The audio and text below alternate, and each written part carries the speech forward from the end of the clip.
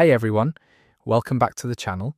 Tonight I'm reading some workplace drama stories that will either put you to sleep or keep you wide awake questioning humanity.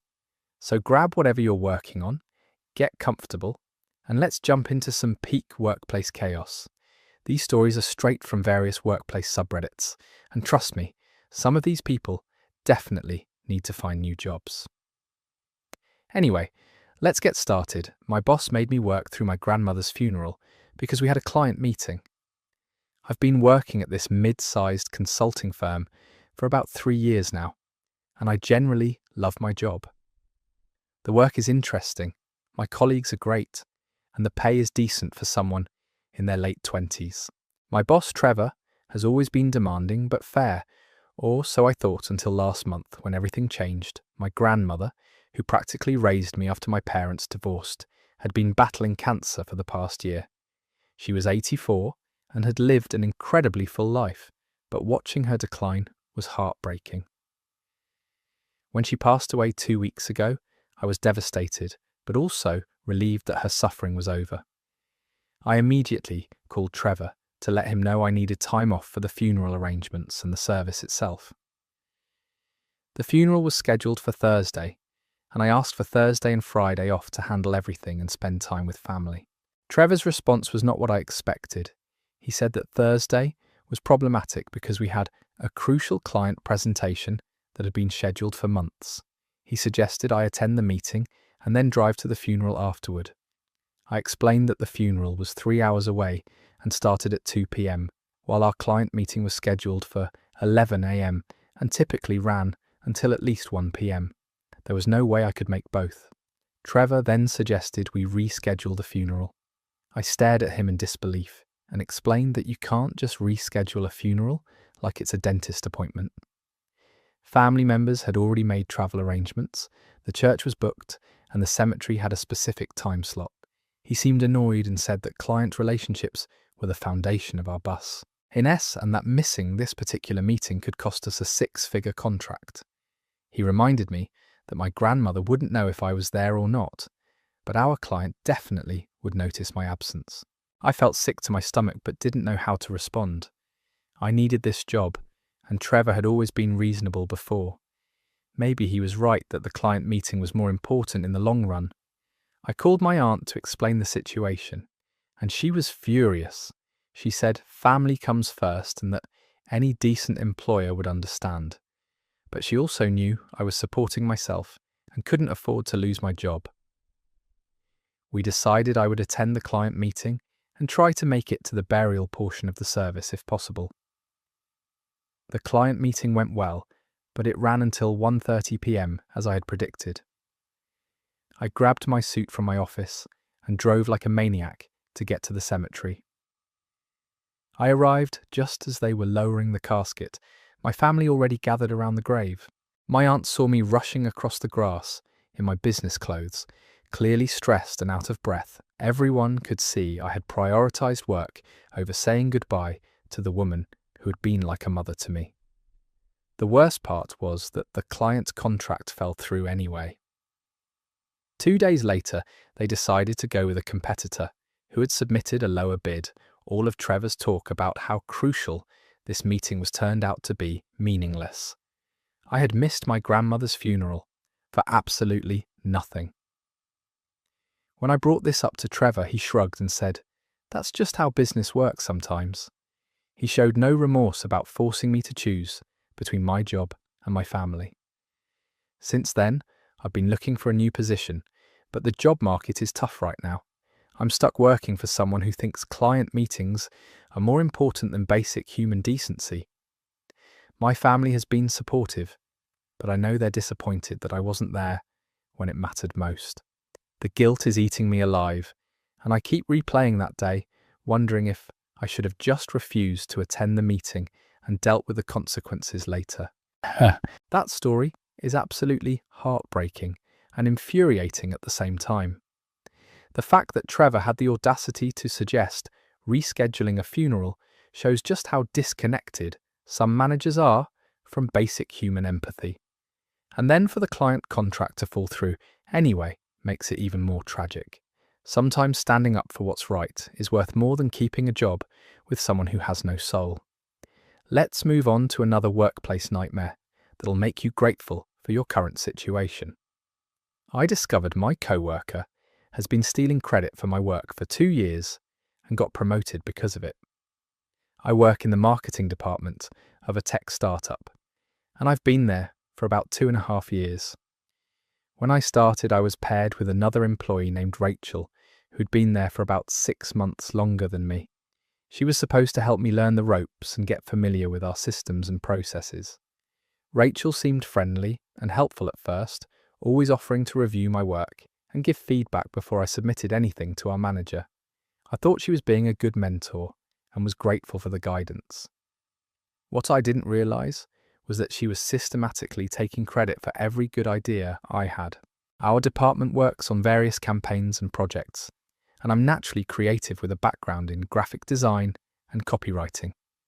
I would come up with campaign concepts, write copy and design materials, then share everything with Rachel for her input. She would make minor suggestions, nothing substantial, and then I would refine the work and submit it to our manager through her, since she was technically my supervisor during my probationary period. After my probation ended, I expected to start submitting work directly to management, but Rachel convinced me that the current system was working well and that she could help ensure my work was presented in the best possible light. I trusted her judgment and continued the arrangement. Over the past 2 years, several of my campaigns have been incredibly successful. We've won industry awards, increased client engagement significantly, and generated substantial revenue for the company. I was proud of the work, but noticed that Rachel always seemed to be the one getting recognition during team meetings and company presentations. When I asked her about it, she said that, as the senior team member, she naturally represented our collaborative efforts, but that management knew about my contributions. I believed her because I didn't want to seem petty or credit hungry. Last month, everything changed when I accidentally saw an email Rachel had sent to our director. She was discussing a campaign that I had created entirely on my own, from concept to execution, and she was presenting it as her original idea. She mentioned that she had guided a junior team member in executing the vision, but claimed full creative ownership. I was shocked and started digging deeper into past communications. I discovered that Rachel had been systematically presenting my work as her own for the entire time we'd been working together. She would take my concepts, slightly modify the language, and present them as her original thinking. In team emails, she would say things like, "my campaign," or "my strategy," when referring to work I had done. She had even included my work in her portfolio for internal promotions. 3 weeks ago, Rachel was promoted to marketing manager, a position I had been hoping to apply for eventually. During the announcement, our director specifically mentioned her innovative thinking and creative problem solving as reasons for the promotion. He cited several campaigns that I had actually created as examples of her exceptional work. I realized that Rachel had built her entire reputation and career advancement on stealing my ideas and taking credit for my labor. I felt sick thinking about how naive I had been to trust her for so long. I decided to confront Rachel directly before taking the issue to management. When I showed her the evidence of what she had been doing, she initially tried to deny it. Then she claimed that as the senior team member, she'd been within her rights to present our team's work however she saw fit. She said that my ideas wouldn't have been successful without her guidance and refinement, so she deserved equal or greater credit. When I pointed out that she had been getting promotions and recognition while I remained in the same position, she said that was just how corporate hierarchies worked, and that I needed to be more assertive if I wanted credit for my contributions. She actually had the nerve to say that this experience should teach me about the importance of self-advocacy in the workplace. I took my evidence to HR and our director, including email threads, project files with timestamps, and examples of campaigns where I could prove original creation. The investigation took 2 weeks, during which Rachel tried to convince other co-workers that I was trying to sabotage her out of jealousy about her promotion. When the investigation concluded, HR determined that Rachel had indeed been misrepresenting the origin of work and taking inappropriate credit for collaborative projects. However, their solution was disappointing. Rachel received a formal reprimand and was required to attend training on proper attribution and team collaboration. She kept her promotion and salary increase, while I received a modest raise and a promise that future work would be properly attributed. The company said they couldn't reverse a promotion that had already been announced and implemented, as it would create too much disruption. Rachel now manages a different team, so I don't report to her anymore, but she's still in a higher position that she achieved through stealing my work. We occasionally interact in meetings, and she acts like nothing happened, even making comments about the importance of team collaboration and supporting junior colleagues. I've been looking for jobs at other companies, but it's frustrating that Rachel faces no real consequences for years of intellectual theft, while continuing to benefit from the career advancement she gained through deception. That story is absolutely maddening because it shows how broken some workplace systems really are. Rachel spent 2 years building her career on stolen work, got promoted because of it, and then faced basically zero consequences when caught. The fact that HR's solution was just some training and letting her keep the promotion shows they care more about avoiding disruption than actual justice. Sometimes the system protects the wrong people and honest workers get screwed over. Here's another workplace disaster that involves some seriously questionable management decisions. My manager started dating my ex-girlfriend and now makes my work life miserable. I work in the sales department of a mid-sized software company, and until 6 months ago, I actually enjoyed going to work every day. The team was solid, the targets were achievable, and my manager, Brad, seemed fair and professional. I'd been dating someone named Melissa for about 8 months when we broke up in January. It wasn't a messy breakup, just one of those situations where we realized we wanted different things in life. We stayed friendly and occasionally texted, but there was no drama or hard feelings. About 2 months after our breakup, I started noticing that Brad was acting differently around me. He became more critical of my work, started micromanaging my client calls, and would make subtle comments about my performance during team meetings. I couldn't figure out what had changed, since my sales numbers were actually above average, and I'd been getting positive feedback from clients. The mystery was solved when a co-worker mentioned seeing Brad and Melissa together at a restaurant downtown. Apparently, they'd been dating for several weeks, and it was getting serious. I was honestly fine with Melissa dating someone new, but I was concerned about the workplace implications since Brad was my direct supervisor. I decided to address it professionally by having a conversation with Brad about potential conflicts of interest. I approached him privately and mentioned that I'd heard he was seeing Melissa. I said I wanted to make sure our working relationship remained professional and that there wouldn't be any awkwardness. Brad's response was immediately defensive and hostile. He said his personal life was none of my business and that I was being presumptuous to even bring it up. He also made some comment about how maybe if I'd treated Melissa better, she wouldn't have moved on so quickly. That comment was completely inappropriate and showed that he was already viewing our professional relationship through the lens of his personal feelings about my past relationship with Melissa. From that conversation forward, Brad has made my work life increasingly difficult. He assigns me the most challenging clients and the least promising leads, then criticizes my performance when those accounts don't close quickly. He started scheduling important team meetings when he knows I have client calls, then acting like I'm not committed to the team when I can't attend. He reviews my work with a level of scrutiny that he doesn't apply to other team members, finding fault with things that would be overlooked for anyone else. The worst part is how he talks about me to other colleagues.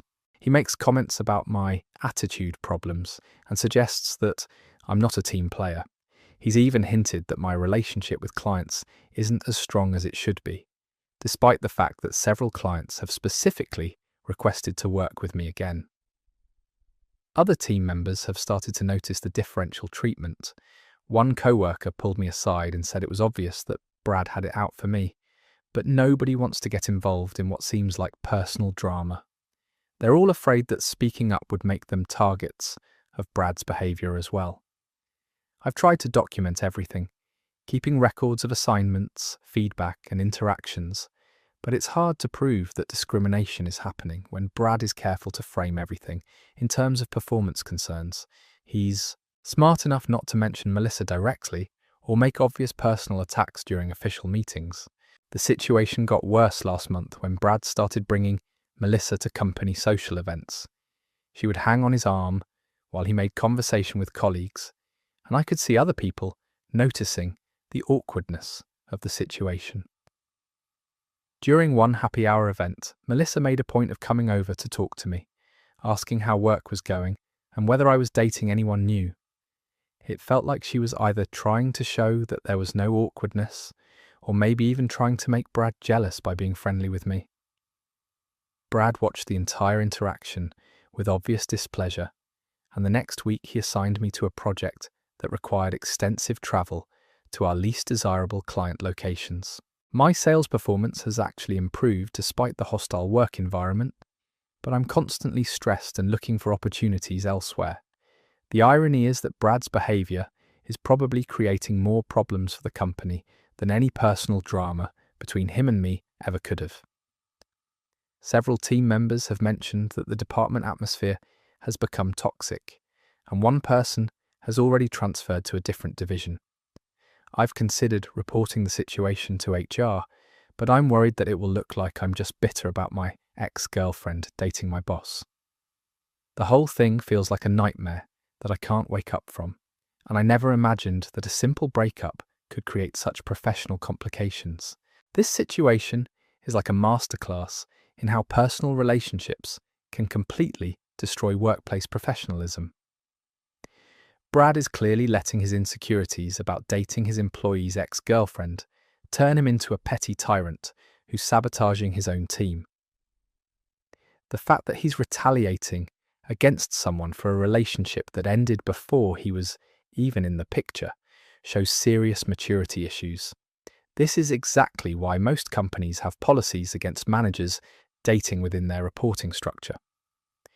Our next story takes workplace incompetence to a whole new level that honestly defies belief. My new hire lied about having a computer science degree, and I didn't find out until she crashed our entire system. I'm the IT director at a regional insurance company, and we've been struggling to find qualified developers for months. When Vanessa applied for our junior developer position, her resume looked perfect. Computer science degree from a reputable state university, internship experience at a tech startup, and she interviewed really well. She could talk about programming concepts, understood our tech stack, and seemed genuinely enthusiastic about the work. Vanessa started 3 months ago, and initially everything seemed fine. She was quiet but asked good questions, and her first few assignments were completed adequately. Nothing spectacular, but solid work that met our standards.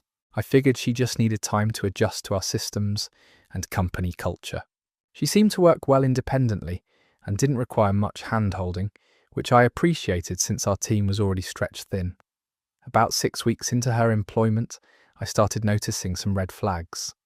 Vanessa would ask questions about basic programming concepts that any computer science graduate should know.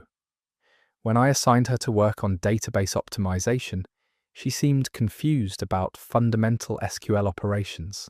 She also had trouble understanding our code review process and would get defensive when other developers pointed out issues with her work. The real problem started when I gave her a more complex project involving API integration. She spent 2 weeks working on it and kept saying she was making progress. But whenever I asked to see her work, she would say she was still debugging and wasn't ready to show anything yet. When she finally submitted the code, it was a complete mess. Basic syntax errors, logical inconsistencies, and security vulnerabilities that a first-year computer science student would catch. I pulled her aside for a private conversation about her performance and asked if she was having trouble adjusting to our development environment. That's when she broke down crying and admitted that she had never actually graduated from college. She had attended for 3 years, but dropped out due to financial difficulties and family problems. She said she'd been teaching herself programming through online courses and thought she could fake her way through the job until she learned enough to perform adequately. I was stunned. This woman had lied on her resume, in her interview, and during her background check. She had forged documents and created fake references to support her story. When I asked how she'd managed to pass our technical interview, she said she'd memorized common interview questions and practiced specific coding problems for weeks beforehand. The situation got worse when I realized the extent of damage her incompetent code had already caused. The API integration she'd been working on was connected to our main customer database, and her faulty implementation had been running in production for several days. It had corrupted data for hundreds of client accounts and created security vulnerabilities that exposed sensitive personal information. We had to spend the entire weekend with our full development team working to fix the database corruption and patch the security holes. The incident cost us thousands of dollars in overtime pay and consulting fees, not to mention the potential liability from the data exposure.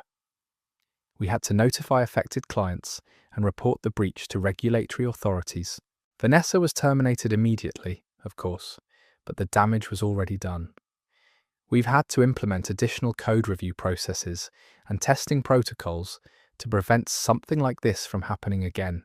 The whole experience has made me much more skeptical during the hiring process, and we now require candidates to complete practical coding exercises during interviews rather than just discussing theoretical concepts. The most frustrating part is that Vanessa actually wasn't a terrible programmer for someone who was self-taught. If she had been honest about her background and applied for an entry-level position or internship, we might have been willing to train her properly. Instead, her deception put our entire system at risk and damaged our team's trust in new hires. I've heard through industry contacts that Vanessa has applied to other tech companies using the same false credentials.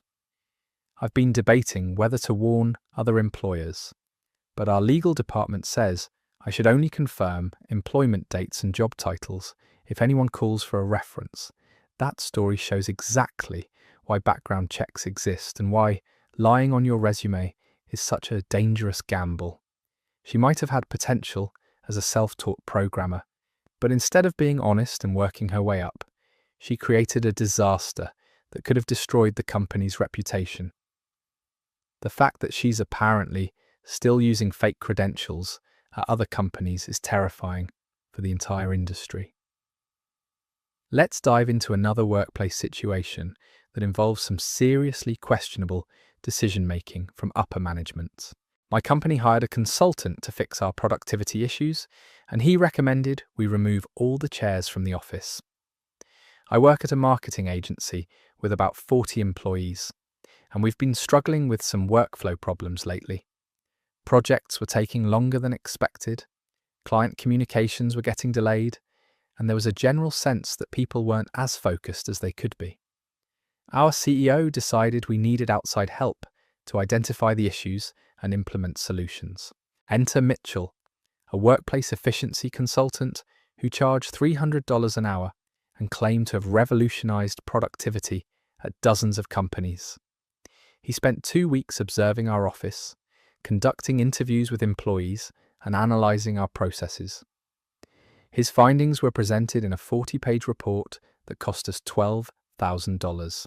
According to Mitchell's analysis, the primary cause of our productivity problems was that employees were too comfortable at their workstations.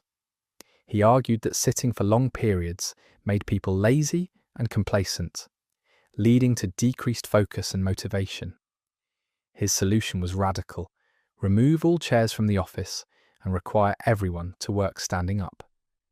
Mitchell claimed that standing workstations would increase energy levels, improve collaboration through more frequent movement, and create a sense of urgency that would naturally boost productivity. He cited studies about the health benefits of standing desks and provided examples of other companies that had supposedly seen dramatic improvements after implementing similar policies. Our CEO was completely sold on the idea. He loved anything that seemed innovative and cutting edge, and the concept of a chairless office appealed to his desire to be seen as a forward-thinking leader. Despite concerns from several department heads, he approved the plan and gave Mitchell another $10,000 to oversee the transition. The implementation was a disaster from day one. Employees who were used to sitting for 8 hours suddenly had to stand at their desks all day. People started experiencing back pain, leg cramps, and general fatigue within hours. Productivity didn't increase. It plummeted as everyone became focused on their physical discomfort rather than their work. The graphic designers were particularly affected since their work requires precise mouse movements and detailed attention to visual elements. Standing for hours while trying to do intricate design work was nearly impossible, and the quality of their output suffered significantly. Several clients complained about deliverables that didn't meet their usual standards. Mitchell insisted that the adjustment period was normal and that employees would adapt within a few weeks. He recommended that anyone having trouble should take more frequent breaks to stretch and move around, which obviously defeated the purpose of increasing productivity. He also suggested that people who couldn't handle standing all day might not be the right fit for a dynamic, modern workplace. After 2 weeks of declining productivity and increasing employee complaints, people started bringing their own chairs from home. Mitchell was furious and convinced our CEO to implement a no-chair policy with disciplinary consequences. Anyone caught sitting would receive a formal warning, and repeat offences could lead to termination. The situation reached a breaking point when one of our senior account managers, who was 6 months pregnant, nearly fainted during a client presentation. She'd been standing for 4 hours straight while preparing materials and conducting the meeting, and her doctor later said that extended standing could be dangerous for her pregnancy. 3 other employees quit that week, citing the hostile work environment and unreasonable working conditions. One person filed a complaint with the state Labour Department about workplace safety violations. Another threatened to sue for discrimination, arguing that the no-chair policy was particularly harmful to employees with disabilities or medical conditions. Our CEO finally came to his senses when our biggest client threatened to terminate their contract after a series of subpar deliverables and missed deadlines. The chairless office experiment had lasted exactly 1 month and cost us nearly $30,000 in consulting fees, plus the productivity losses and employee turnover. Mitchell's final report blamed the failure on poor employee attitudes and insufficient leadership commitment to change. He suggested that the company culture wasn't ready for such an innovative approach and recommended a gradual transition over 6 months instead of the immediate implementation. He offered to help manage this longer process for an additional $25,000. Needless to say, we declined his generous offer and bought new chairs for everyone within a week. Our productivity returned to normal levels almost immediately, and we managed to retain most of our remaining staff by giving everyone a modest bonus as an apology for the ridiculous experiment.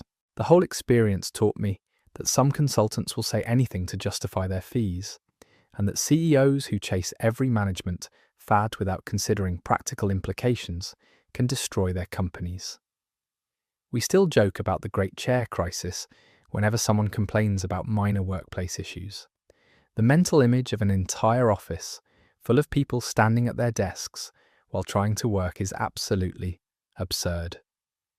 This consultant basically convinced them to turn their workplace into a torture chamber and then charged them thousands of dollars for the privilege. The fact that he blamed the employees when his ridiculous plan failed shows exactly what kind of person preys on desperate business owners with more money than sense. Here's our next story about a workplace situation that escalated way beyond what anyone could have predicted. I reported my co-worker for constantly microwaving fish in the break room, and it destroyed our entire department. This might sound like a petty complaint, but the situation spiraled completely out of control and ended up affecting everyone in our office. I work in the accounting department of a mid-sized manufacturing company, and we have a small break room with a microwave, refrigerator, and a few tables where people eat lunch. About 4 months ago, my co-worker Christine started bringing elaborate seafood lunches every single day. We're talking salmon fillets, whole fish, shrimp scampi, crab cakes, and other dishes that created incredibly strong odours when reheated. The smell would fill not just the break room, but our entire floor of the building, and it would linger for hours. At first, people just made jokes about it or ate their lunch outside when the smell got too overwhelming. But Christine seemed completely oblivious to the fact that her food choices were affecting everyone else.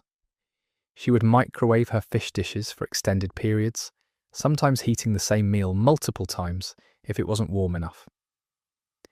The smell was particularly problematic for several reasons. Our office has poor ventilation, so odours tend to stick around much longer than they should. We also have 2 employees with severe food allergies who started having reactions to the airborne particles from Christine's reheated seafood. Additionally, we frequently have clients visit our department, and the fish smell was creating an unprofessional atmosphere. After about 6 weeks of this, I decided to approach Christine directly. I explained politely that her lunch choices were creating strong odours that were bothering other people, and asked if she could maybe save the fish dishes for dinners at home. Christine's response was immediate and hostile. She said she had every right to eat whatever she wanted, and that other people's sensitivities weren't her problem.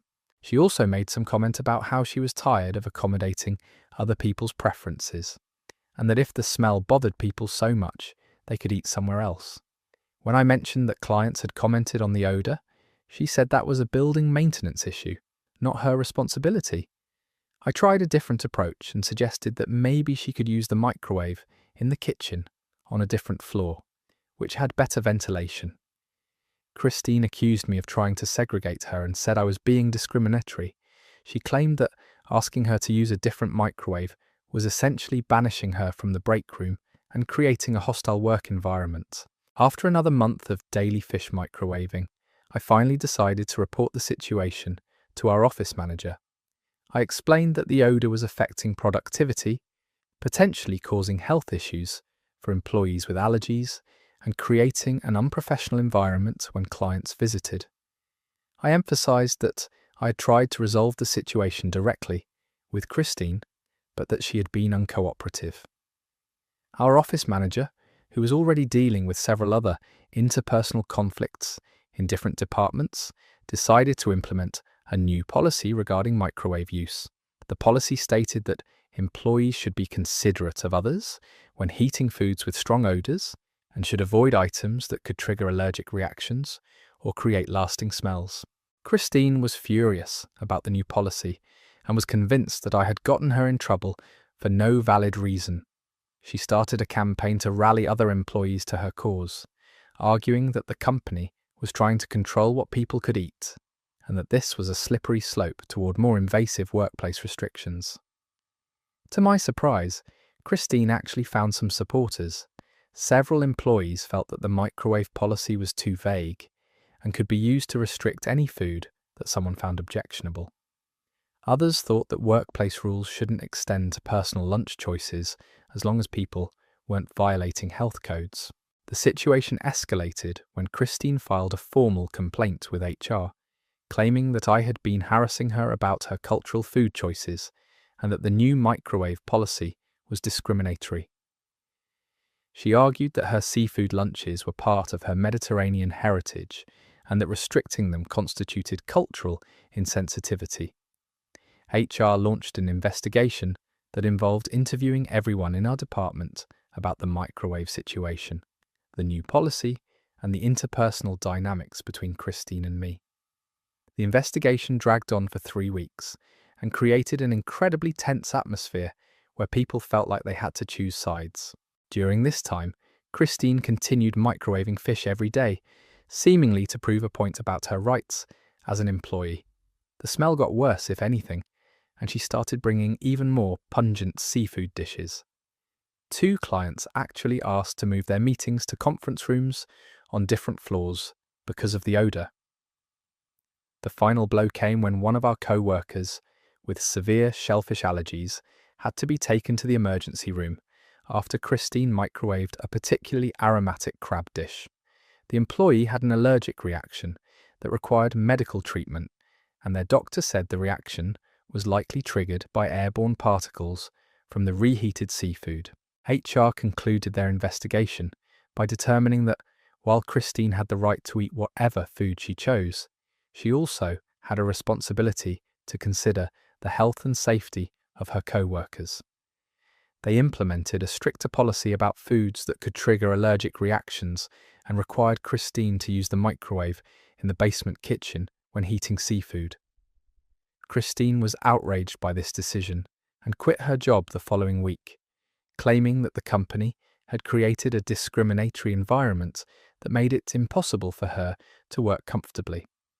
She also threatened to file a lawsuit for workplace discrimination and cultural insensitivity. The whole ordeal lasted almost 4 months and created lasting divisions in our department. Some people still think I was wrong to report Christine and that the situation could have been handled more diplomatically. Others believe that Christine was being deliberately inconsiderate and that stronger action should have been taken sooner. Our department productivity suffered during the investigation, and the constant tension affected everyone's morale. We also lost a valuable employee, regardless of her poor judgment about microwaving fish, because Christine was actually quite good at her job when she wasn't creating olfactory disasters in the break room. Sometimes I wonder if I should have just dealt with the smell and found ways to work around it, but I also think that basic workplace courtesy shouldn't be too much to ask. The whole situation taught me that even seemingly minor workplace conflicts can spiral into major departmental crises if people aren't willing to compromise. This story perfectly captures how workplace conflicts can escalate from zero to absolutely insane in record time. Christine turned a simple request about not stinking up the office into a full-blown discrimination lawsuit, complete with emergency room visits and HR investigations. The fact that she doubled down and started bringing even smellier fish after people complained shows this was never about cultural heritage and everything about being stubborn. Let's move into another workplace nightmare that shows how badly things can go wrong when companies don't properly vet their employees. My company hired someone who turned out to be a convicted felon and didn't tell us until after he assaulted a co-worker. I work in HR at a manufacturing plant with about 200 employees, and we've always prided ourselves on having thorough background check procedures. At least, I thought we did until this incident completely shattered my faith in our hiring process. About 5 months ago, we were desperately trying to fill several positions on our production floor. We'd had 3 people quit within 2 weeks, and the remaining staff was working overtime to keep up with orders. When Derek applied for a machine operator position, he seemed like exactly what we needed. He had relevant experience, interviewed well, and was available to start immediately. Our standard background check process involves verifying employment history, checking references, and running a basic criminal background screen. Derek passed all of these checks without any red flags. His previous employers gave positive references, and the background check came back clean. He started work the following Monday and initially seemed like a model employee. Derek was punctual, worked well with others, and picked up our procedures quickly. His supervisor was impressed with his work ethic and technical skills. For the first 3 months, everything seemed perfect. He even volunteered for overtime shifts when we were behind on orders and helped train newer employees. The problems started in month 4, when Derek began having conflicts with other workers. He would get visibly angry when machines malfunctioned or when supervisors gave him feedback about his work.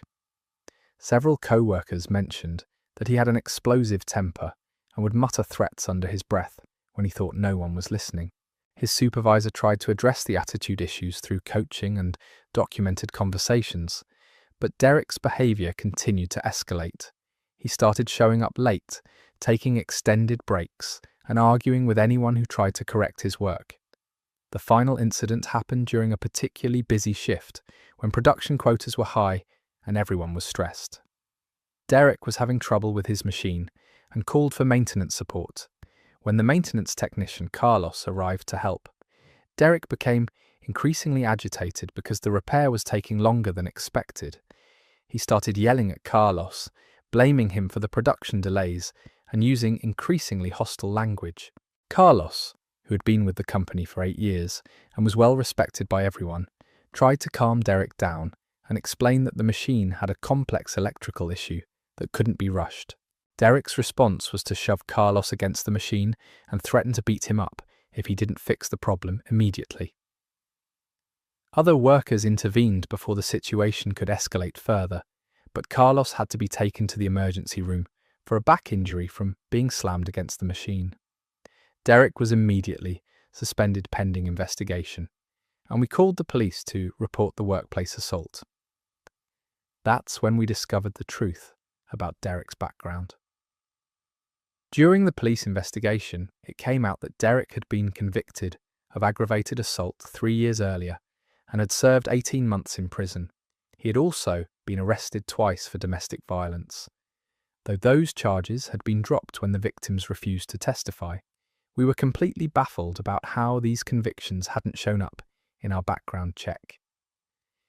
After investigating with our screening company, we discovered that Derek had been using a slightly different version of his name and had provided a false social security number on his application. The background check had been run on someone with a similar name who had no criminal record. Derek had also provided fake references from previous employers. When we called the numbers he'd given, we were actually talking to his friends who pretended to be supervisors and gave glowing recommendations. The addresses he'd provided for previous jobs were real companies, but he'd never actually worked at any of them. The whole situation was a nightmare from a legal and insurance perspective. Carlos ended up needing surgery for his back injury and was out of work for 3 months. He filed a workers' compensation claim and also sued the company for negligent hiring, arguing that we should have caught Derek's criminal history before putting other employees at risk. Our insurance company launched their own investigation into our hiring practices and found several gaps in our background check procedures. We had to completely overhaul our screening process, which now includes fingerprint-based criminal checks, in-person verification of references, and more thorough documentation requirements. The incident also created a climate of fear among our production workers. People were nervous about working with new hires and questioned whether they could trust management to properly screen employees. Several long-term workers asked to transfer to different shifts to avoid working with new people they didn't know well. Derek was arrested and charged with assault and providing false information on employment applications. He eventually pleaded guilty and received 2 years in prison, but the damage to our workplace culture and Carlos's health was already done. Carlos never fully recovered from his back injury and had to take a desk job in our quality control department at reduced pay. The whole experience cost our company hundreds of thousands of dollars in legal fees, insurance premiums, workers' compensation claims, and the costs of implementing new hiring procedures. We also lost several good employees who decided they didn't feel safe working in our environment anymore. Looking back, there were warning signs about Derek's temperament that we should have taken more seriously during his probationary period.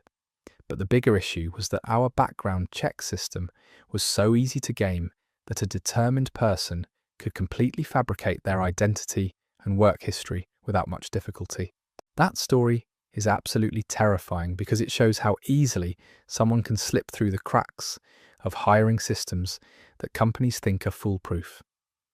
The fact that Derek managed to fake his entire identity and work history while hiding a violent criminal past is a nightmare scenario for any workplace. Poor Carlos paid the price for their inadequate screening process, and now everyone has to live with the consequences of one person's deception. Here's another workplace story that demonstrates how quickly office dynamics can turn toxic when personal issues spill into professional settings. My coworker started a rumor that I was having an affair with our married boss, and it destroyed both of our careers. I work as a project coordinator at an engineering consulting firm, and I've been there for about 4 years. My boss, Richard, is a department head who's been with the company for over a decade.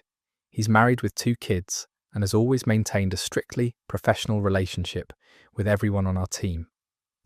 The problem started when we hired Lindsay as an administrative assistant about 8 months ago. She was in her early 20s, recently graduated from college, and seemed eager to prove herself in her first professional job. Initially, she was friendly and hardworking, and I tried to help her learn our systems and office culture. Lindsay quickly developed what seemed like a crush on Richard. She would find excuses to visit his office multiple times a day, volunteer for any project he was involved with, and dress more formally on days when she knew he'd be in meetings. Richard, to his credit, kept all interactions with her strictly professional and never encouraged her behaviour. About 3 months into Lindsay's employment, Richard and I were assigned to work on a major project that required extensive collaboration. We had to travel together to client sites, attend evening meetings, and spend long hours reviewing technical documents and proposals. Our work relationship had always been collaborative and friendly, but this project required even closer coordination. The project was successful, and Richard made a point of crediting my contributions during the presentation to company leadership. He also recommended me for a promotion and salary increase based on the quality of my work. I was thrilled about the recognition and the career advancement opportunity. Lindsay's attitude toward me changed dramatically after Richard's recommendation became public. She started making snide comments about favoritism and suggesting that my promotion was based on factors other than work performance. She would make jokes about people who sleep their way to the top when she thought I couldn't hear, and she started treating me with obvious hostility. The situation escalated when Lindsay began spreading rumours that Richard and I were having an affair. She told other employees that she'd seen us having intimate conversations in his office, that we took suspiciously long lunch breaks together, and that our business travel involved more than just work activities.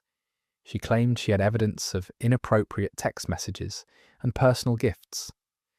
None of these allegations were true, but Lindsay was convincing enough that some people started believing her stories.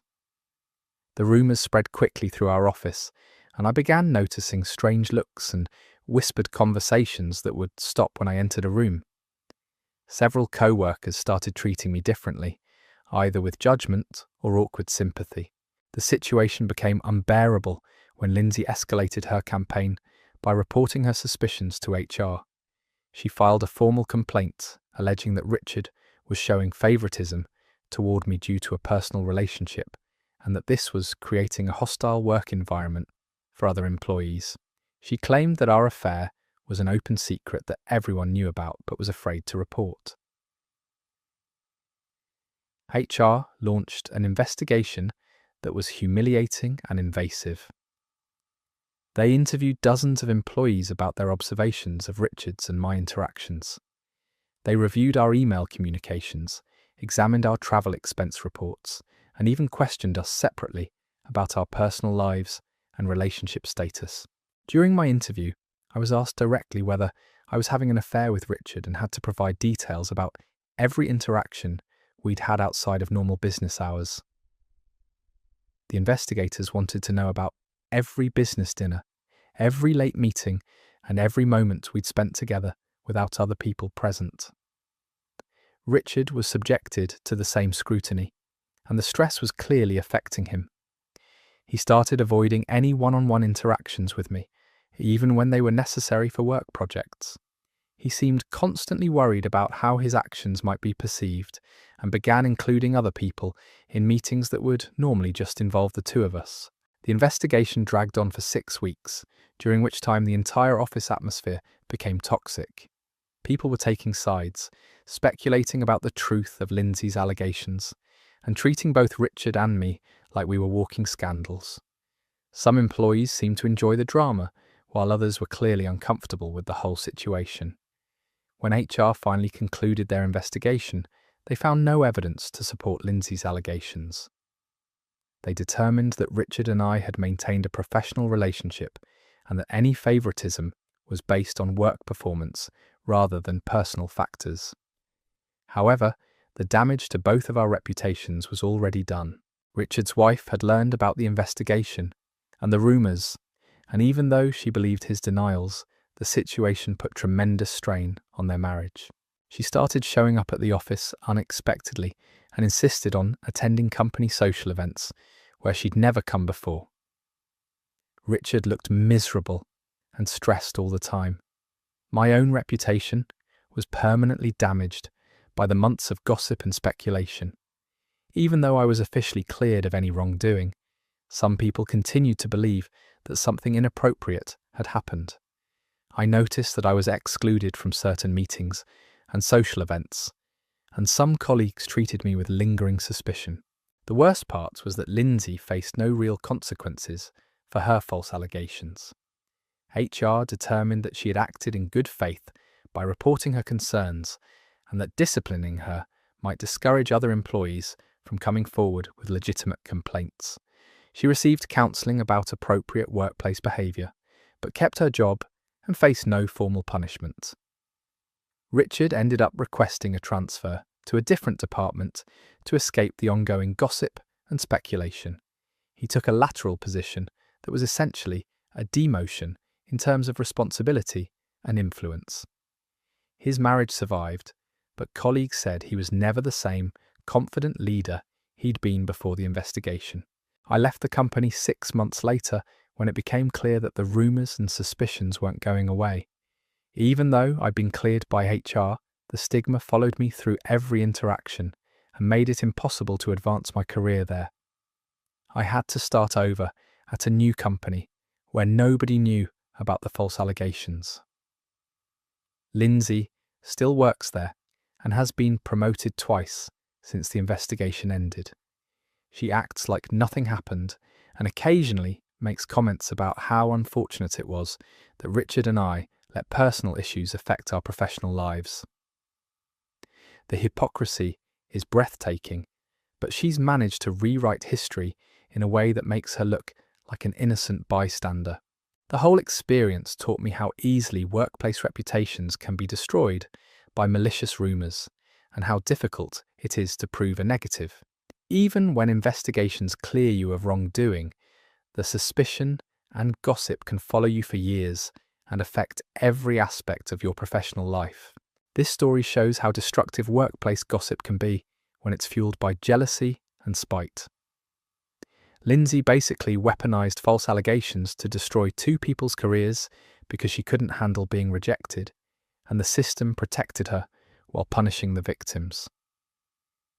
The fact that she faced 0 consequences, while Richard and the narrator had to rebuild their entire professional lives elsewhere, is absolutely infuriating.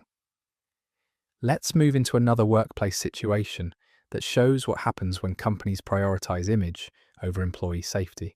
My workplace made us continue working during a gas leak because they didn't want to lose money on a big presentation. I work at a corporate training centre that hosts seminars and conferences for various companies. We have a large building with multiple meeting rooms, a cafeteria, and administrative offices.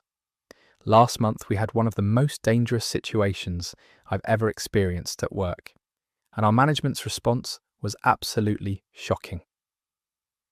It was a Tuesday morning, and we were preparing to host a 3-day leadership conference for a major pharmaceutical company. This was a huge contract worth over $50,000, and our management had been planning this event for months. About 200 executives were expected to attend, and everything had to be perfect. Around 9 in the morning, several employees started noticing a strange smell in the building. It was a sharp, chemical odour that seemed strongest near the kitchen and cafeteria areas. The maintenance staff was called to investigate, and they quickly determined that there was a natural gas leak somewhere in the building's infrastructure. The leak appeared to be coming from underground pipes that supplied gas to our kitchen equipment and heating systems. The maintenance supervisor said the concentration was significant enough that it could pose a safety risk, especially if it continued to build up in enclosed spaces. He recommended evacuating the building immediately and calling the gas company to perform emergency repairs. Our general manager, Patricia, was informed about the situation, and her response was shocking. She said that evacuating the building was absolutely not an option because the pharmaceutical company's executives would start arriving in 2 hours. She argued that the gas leak was probably minor and that opening windows and turning on fans would be sufficient to address any safety concerns. The maintenance supervisor tried to explain that gas leaks are unpredictable and that even small leaks can become dangerous quickly. He showed Patricia readings from his gas detection equipment that indicated potentially hazardous levels in certain areas of the building. She dismissed his concerns and said that he was being overly cautious about a routine maintenance issue. Patricia's solution was to have maintenance staff use industrial fans to blow air through the building and to open all exterior doors and windows. She also instructed us to avoid using any electrical equipment that might create sparks and to refrain from smoking anywhere on the property. She seemed to think these measures would make it safe to proceed with the conference. The pharmaceutical company's advance team arrived around 11 to set up their presentation materials and check the meeting rooms. Several of them immediately commented on the strong chemical smell and asked if there were any safety concerns. Patricia assured them that we were just dealing with a minor ventilation issue that would be resolved shortly. As the morning progressed, the smell got stronger rather than weaker, despite all the fans and open windows. Several employees started experiencing headaches and nausea, which are common symptoms of gas exposure. 2 people asked to go home sick, but Patricia refused, saying we needed all hands available for such an important event.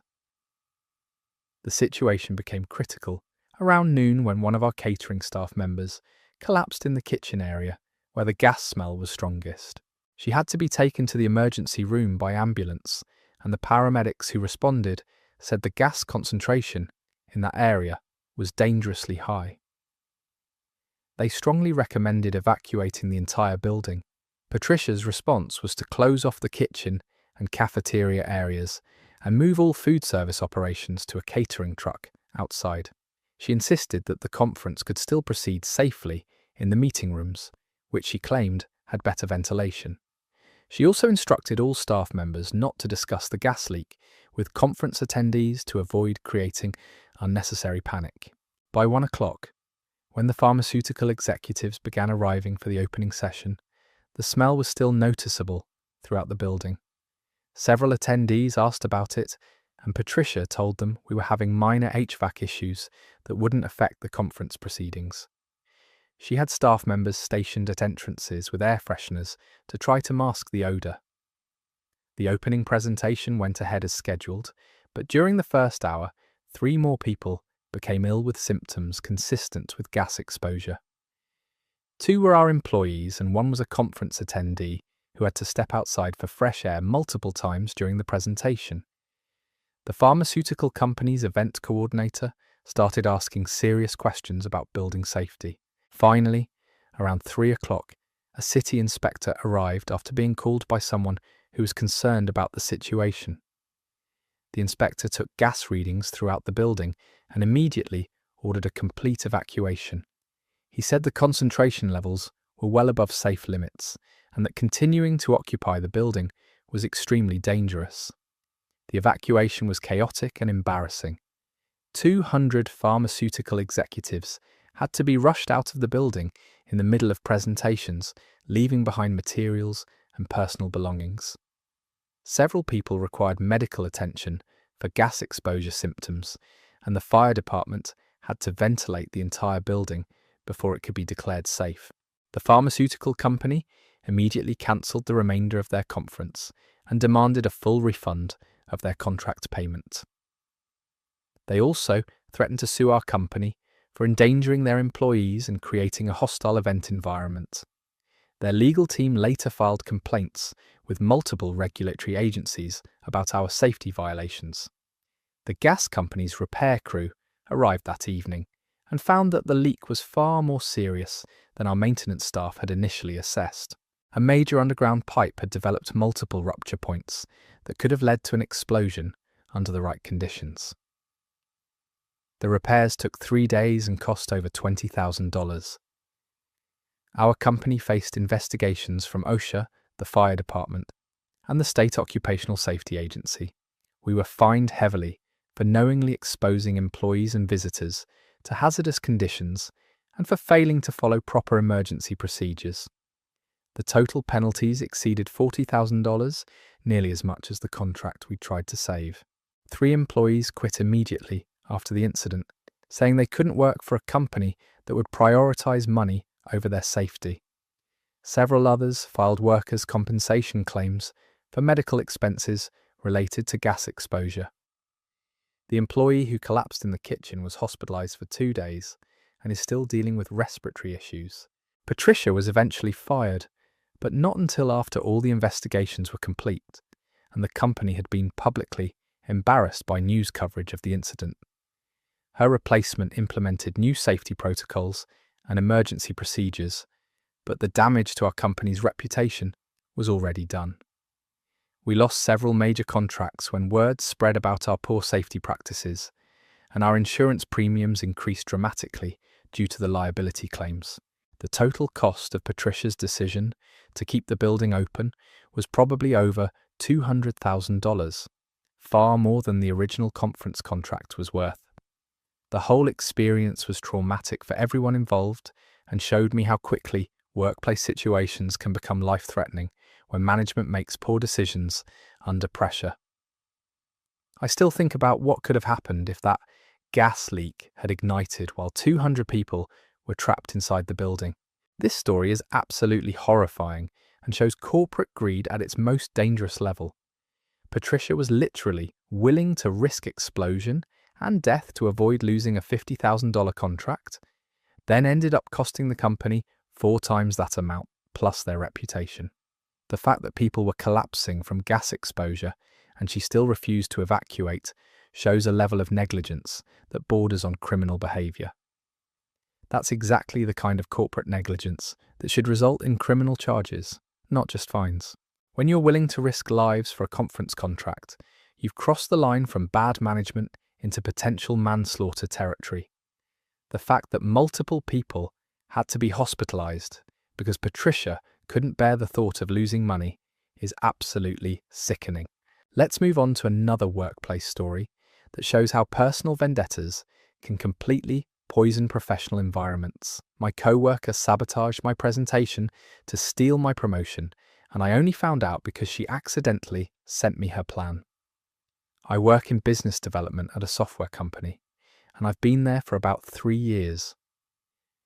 6 months ago, our department head announced that there would be a new senior analyst position opening up, and several of us were encouraged to apply. The role came with a significant salary increase and would put whoever got it on track for management positions. I'd been working toward this kind of opportunity since I started at the company, taking on extra projects and consistently exceeding my targets. My colleague Brittany had also expressed interest in the position, and initially I thought the competition would be healthy and professional. We'd always gotten along well and had collaborated on several successful projects together. The promotion process involved submitting a detailed proposal for improving our client acquisition strategies, followed by a presentation to the executive team. I spent weeks researching industry trends, analysing our current processes, and developing what I thought was a comprehensive plan to increase our conversion rates by 30%. During the preparation period, Brittany and I would occasionally discuss our progress and bounce ideas off each other. I thought we were being collegial and supportive, sharing general concepts without revealing specific strategies. She seemed genuinely interested in my research methods and would ask detailed questions about my data sources and analytical approaches. 2 days before my scheduled presentation, I received an email that changed everything. It was from Brittany, but clearly wasn't meant for me.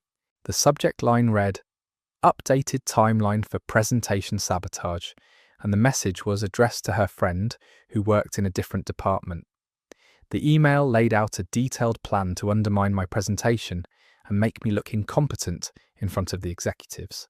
She had been systematically gathering information about my proposal through our conversations, then developing counter-arguments and alternative data to discredit my recommendations during the Q&A session. But the sabotage went much deeper than just preparing rebuttals. Brittany had convinced someone in IT to give her access to the conference room's presentation system, and she was planning to introduce technical glitches during my slides. She also intended to have her friend ask planted questions that would highlight weaknesses she'd identified in my proposal.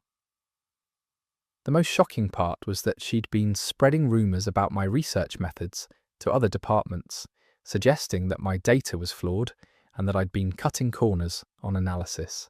She was trying to damage my reputation before I even gave the presentation, so that executives would be predisposed to doubt my conclusions. The email also revealed that Brittany had been copying elements of my proposal for her own presentation. She'd taken several of my key recommendations and reframed them as her original ideas, planning to present them before my scheduled slot so that I would look like I was plagiarizing her work. I was completely stunned by the level of deception and manipulation she'd been planning. This wasn't just competitive behavior, it was a calculated campaign to destroy my career prospects while advancing her own. I printed out the email immediately and started gathering additional evidence of her sabotage attempts. I debated whether to confront Brittany directly or take the information straight to management. Ultimately, I decided to report the situation to our department head and HR, since what she was planning could be considered workplace harassment and potentially even corporate espionage. The investigation was swift and thorough. When confronted with the email evidence, Brittany initially tried to claim it was a joke, or that her words had been taken out of context. But when IT reviewed the access logs for the conference room systems, they found that she had indeed been attempting to gain unauthorized access to the presentation equipment. HR also interviewed the friend mentioned in the email, who confirmed that Brittany had asked her to attend my presentation and ask specific questions designed to make me look unprepared. Several other employees came forward with information about the rumours Brittany had been spreading regarding my work quality and research methods. The disciplinary action was immediate and severe. Brittany was terminated for attempting to sabotage a colleague's work and for unauthorised access to company systems. Her presentation was cancelled and she was escorted from the building that same day. The promotion process was postponed for 2 weeks while management reviewed the integrity of all submissions. When I finally gave my presentation, it went extremely well. The executives were impressed with my research and recommendations, and I was offered the promotion the following week. However, the whole experience left me feeling paranoid about trusting colleagues and wondering who else might be plotting against me behind my back. The most disturbing aspect was realizing how long Brittany had been planning this campaign while maintaining a friendly facade. She'd been asking me questions about my work not out of genuine interest, but to identify vulnerabilities she could exploit. Every conversation we'd had during the preparation period had been a reconnaissance mission. Several co-workers expressed shock when they learned about Brittany's behaviour, saying they never would have suspected her of such underhanded tactics. But a few people mentioned that they'd noticed her becoming increasingly competitive and secretive over the past few months, which now made more sense in context. The incident led to new policies about information security and presentation protocols. The company also implemented additional training on professional conduct and ethical behaviour in competitive workplace situations. They wanted to make sure that future promotion processes wouldn't be vulnerable to this kind of sabotage. I got the promotion and have been successful in the role, but I learned to be much more guarded about sharing work details with colleagues until projects are completely finished. The experience taught me that workplace competition can bring out the worst in people, and that not everyone who seems supportive actually has your best interests at heart.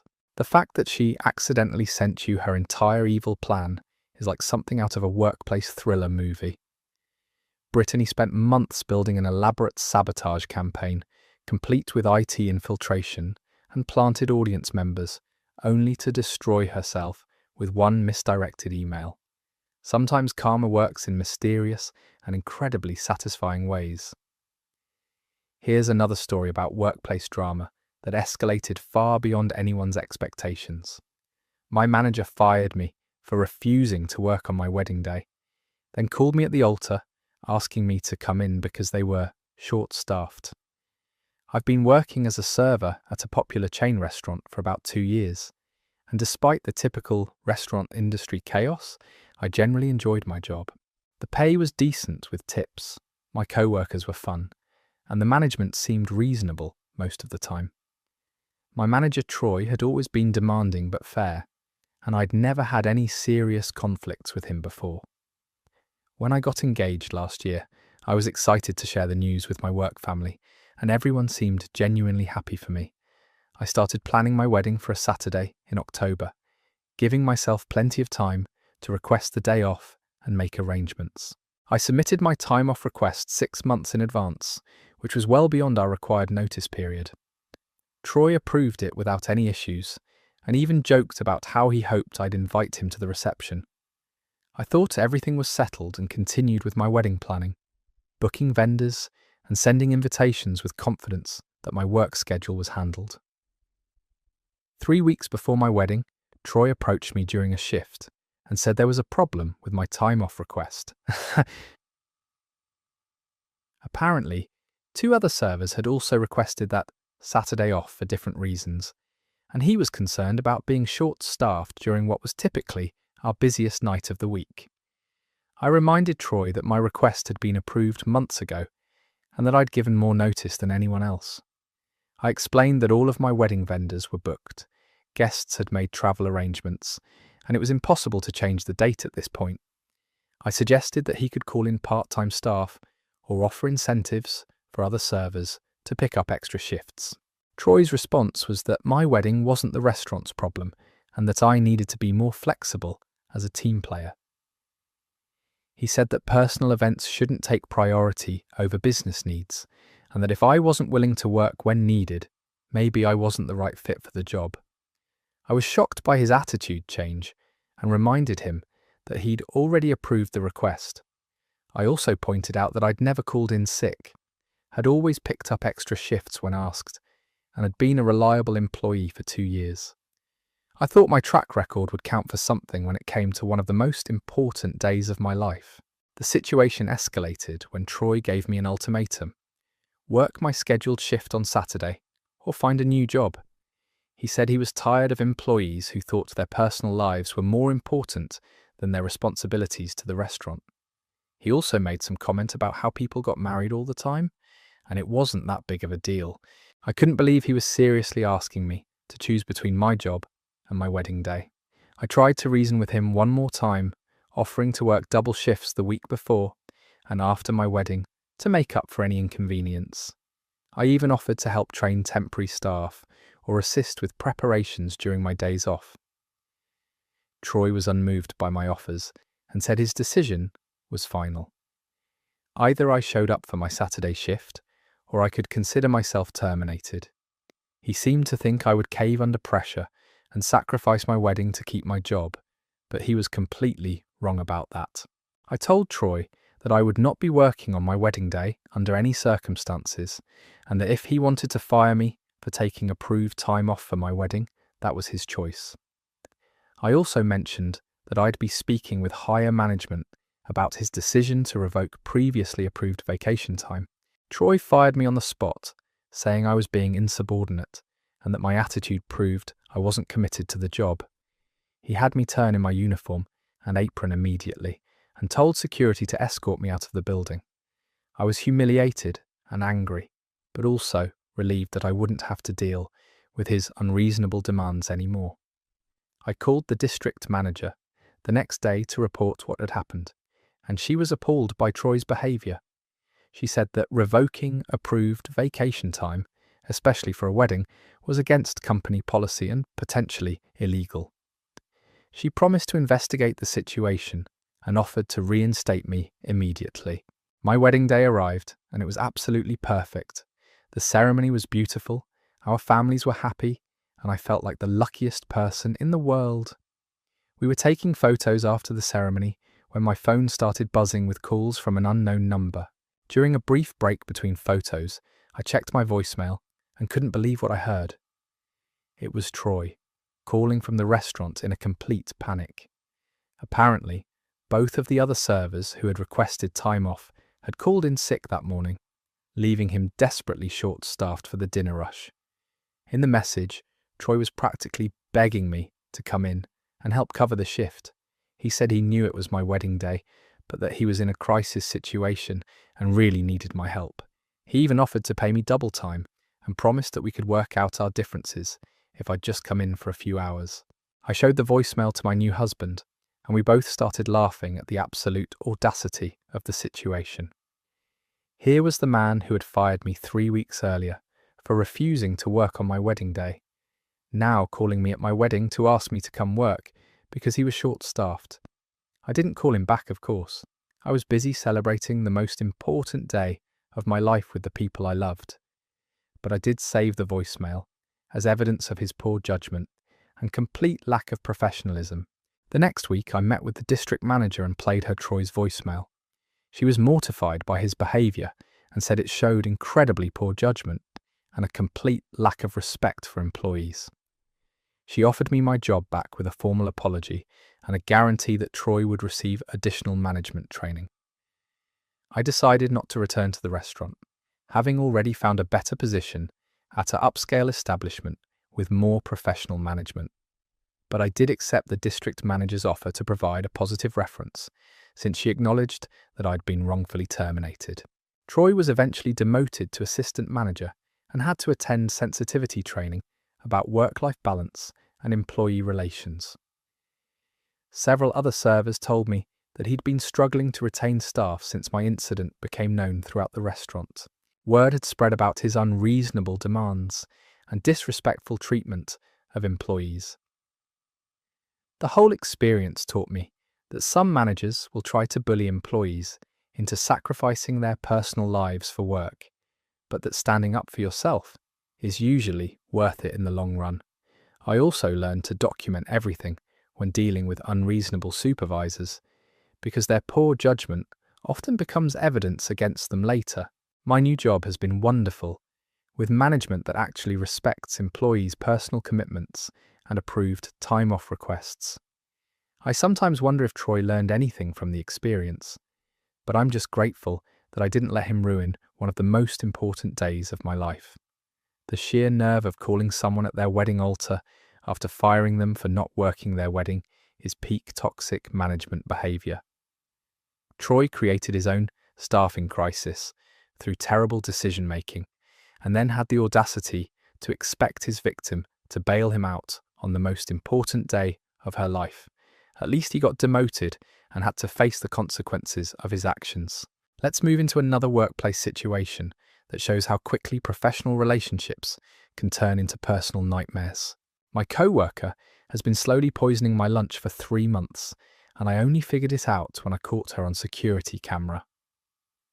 This is probably the most bizarre and terrifying workplace situation I've ever been in, and I'm still processing everything that happened. I work at a medium-sized accounting firm, and we have a communal refrigerator in our break room where everyone stores their lunches and snacks. For the past 3 months, I've been experiencing increasingly severe digestive issues that seem to coincide with eating lunch at work. I would feel fine in the morning, eat my usual homemade lunch around noon, and then spend the afternoon dealing with nausea, stomach cramps, and other unpleasant symptoms that made it difficult to concentrate on my work. At first, I thought I might be developing a food sensitivity, or that stress from busy season was affecting my digestion. I tried changing my diet, eliminating different ingredients, and even started bringing simpler meals like plain rice and grilled chicken. Nothing seemed to help, and the symptoms were getting worse rather than better. I went to my doctor several times, and she ran various tests for food allergies, digestive disorders, and other medical conditions. Everything came back normal, which was frustrating because I was clearly experiencing real physical symptoms that were affecting my quality of life and work performance.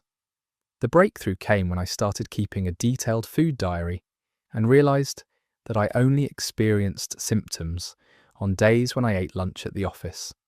On weekends and days when I ate out for lunch, I felt completely fine.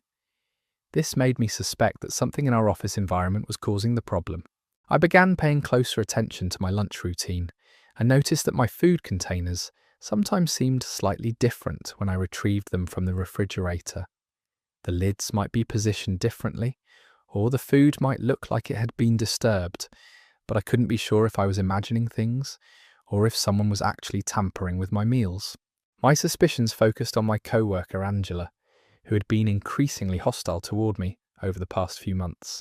We'd had some professional disagreements about client handling, and she seemed to resent the fact that I'd been getting positive feedback from supervisors while she'd been struggling with her performance reviews.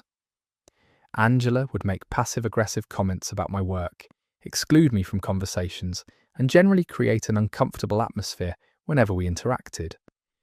I thought she was just being petty and unprofessional, but I never imagined she would escalate to physical harm. I decided to test my theory by setting up a hidden camera in the break room. I used a small device designed for home security and positioned it so it would capture anyone accessing the refrigerator. I told myself I was probably being paranoid, but I needed to know if someone was actually tampering with my food. The camera footage from the first day showed nothing unusual, just normal office workers getting their lunches and snacks. But on the second day, I captured something that made my blood run cold. Angela was clearly visible, opening my lunch container, adding something from a small bottle, and carefully stirring it into my food before replacing the lid. I watched the footage several times to make sure I wasn't misinterpreting what I was seeing. There was no doubt that Angela was deliberately adding some kind of substance to my lunch. The bottle she was using was small and dark, and she was being very careful to make sure no one else was around when she did it. I immediately took the footage to my supervisor and HR, but I also called the police because tampering with someone's food is a serious crime that could have resulted in severe health consequences or even death. I had no idea what substance she'd been adding to my meals for months.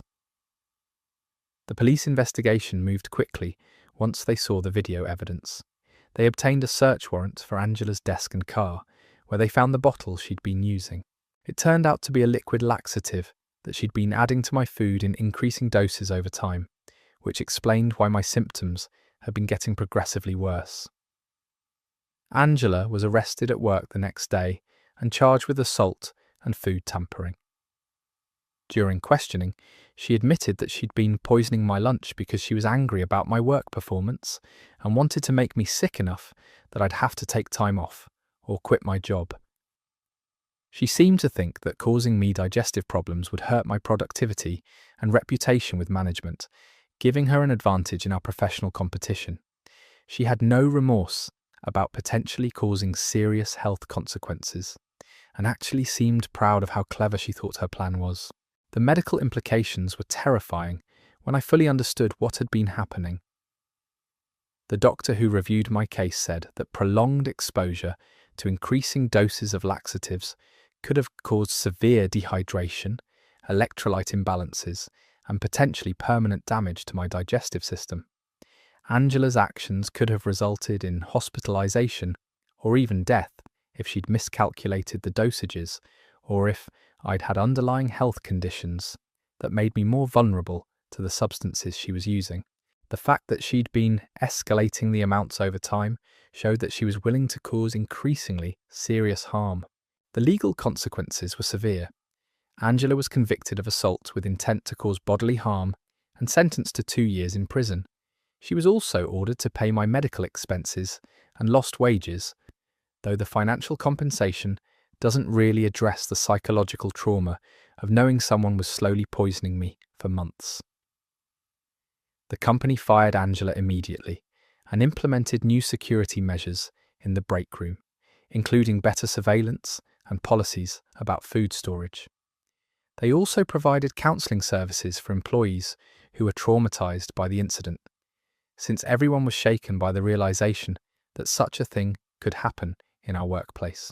I still struggle with anxiety about eating food that's been out of my sight, and I've had to work with a therapist to process the violation of trust and safety that Angela's actions represented.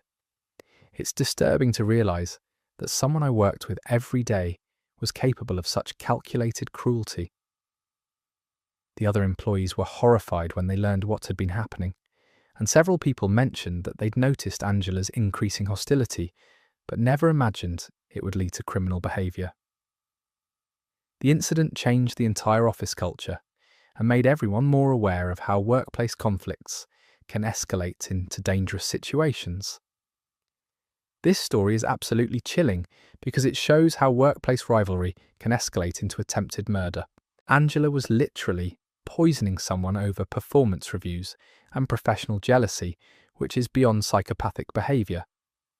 The fact that she was proud of her plan when caught shows she had zero understanding of how close she came to killing someone. This next story comes from someone who discovered their co-worker had some very interesting ideas about workplace hierarchy. My co-worker thinks she's my supervisor because she's been here longer. I work at a mid-sized accounting firm where I've been employed for about 8 months now. The job is pretty straightforward.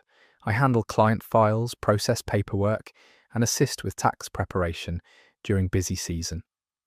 When I started, I was told I'd be working alongside another associate named Patricia, who had been with the company for 3 years.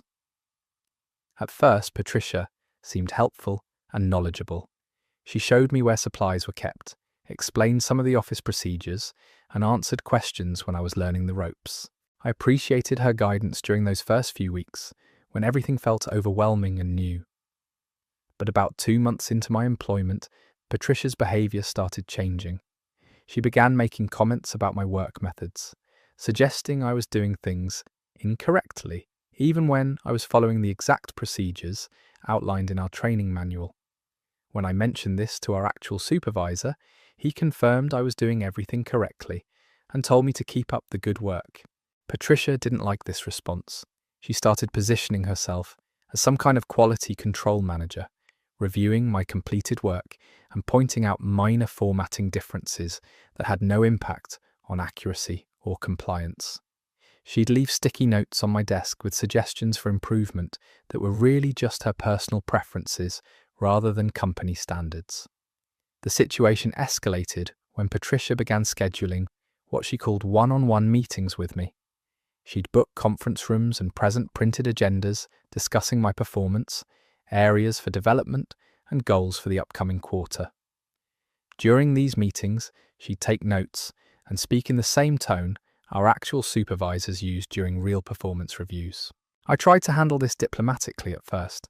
I explained that while I valued her input as a colleague, she wasn't in a supervisory role, and I felt uncomfortable with the formal review process she was implementing. Patricia responded by saying that her seniority and experience naturally put her in a mentoring position, and that I should be grateful for her investment in my professional development. Things got worse when Patricia started assigning me tasks that weren't part of my job description.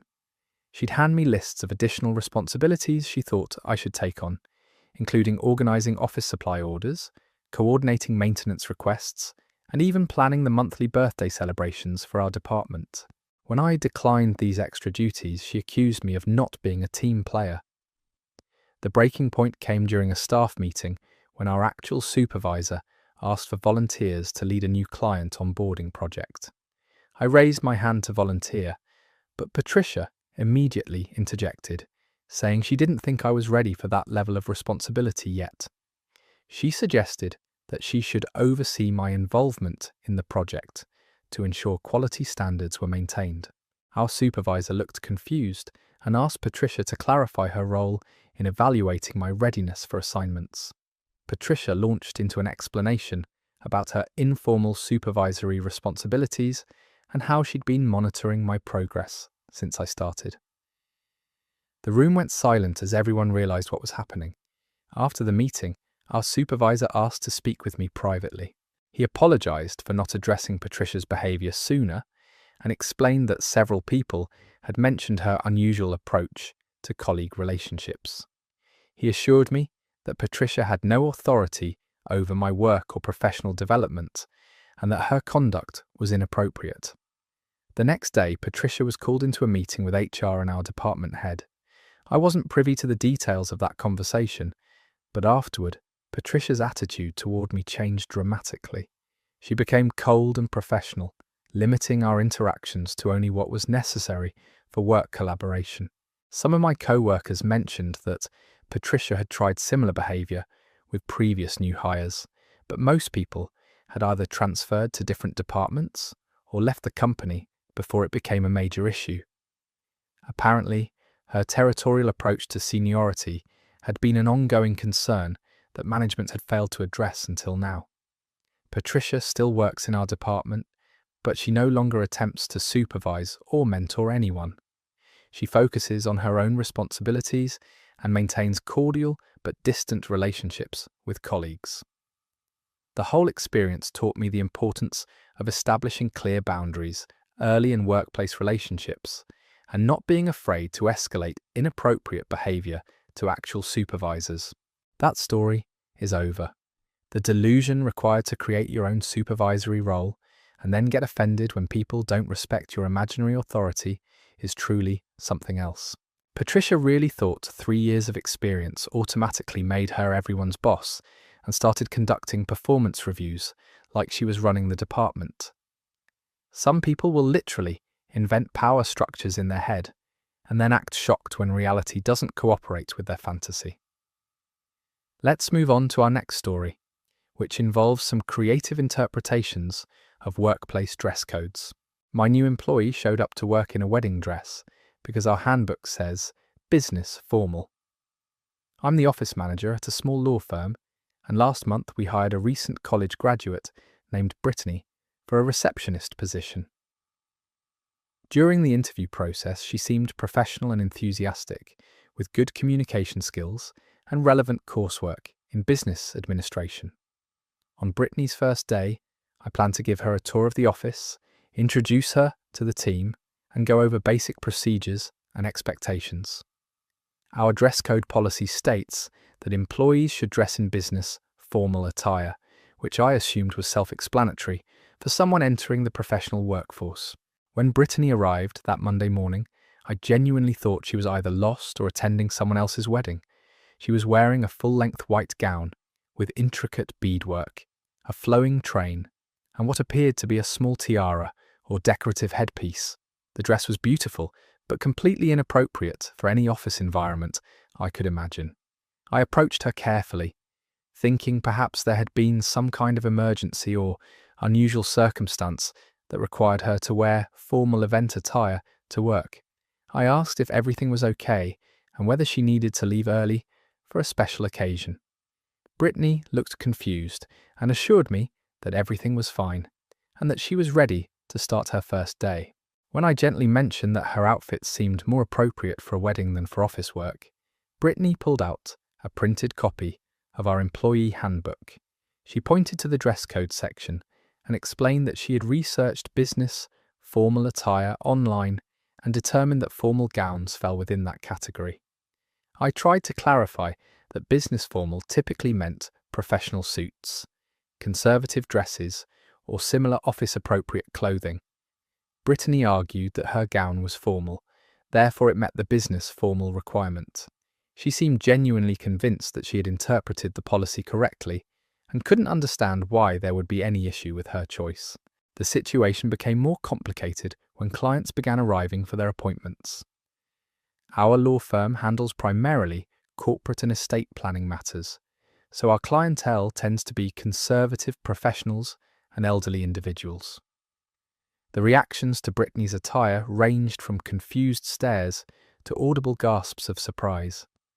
One long-time client asked if we were hosting a wedding reception in the conference room. Another inquired whether Brittany was perhaps a bride who had stopped by to sign last-minute legal documents before her ceremony.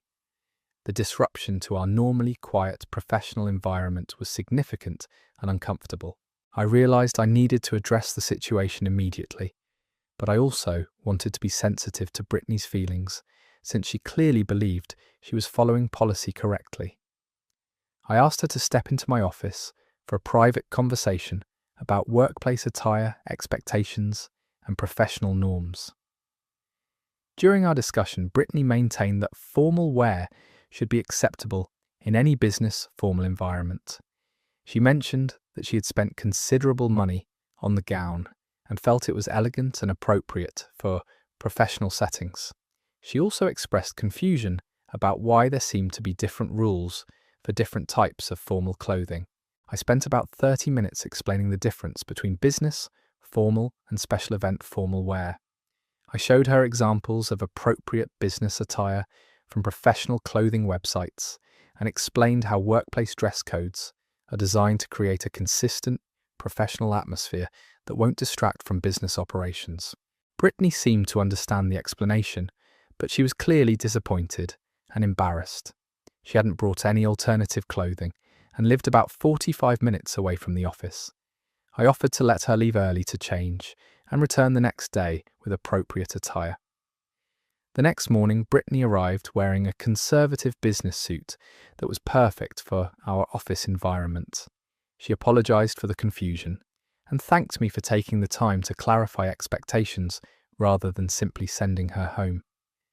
She explained that she had never worked in a professional office before and had relied on internet research rather than asking for specific examples.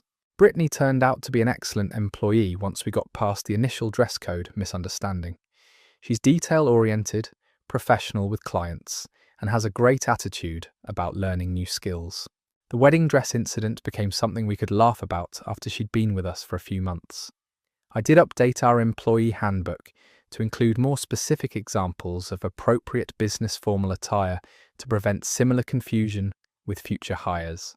Sometimes policies that seem obvious to experienced professionals can be genuinely confusing for people entering the workforce for the first time. That story's over.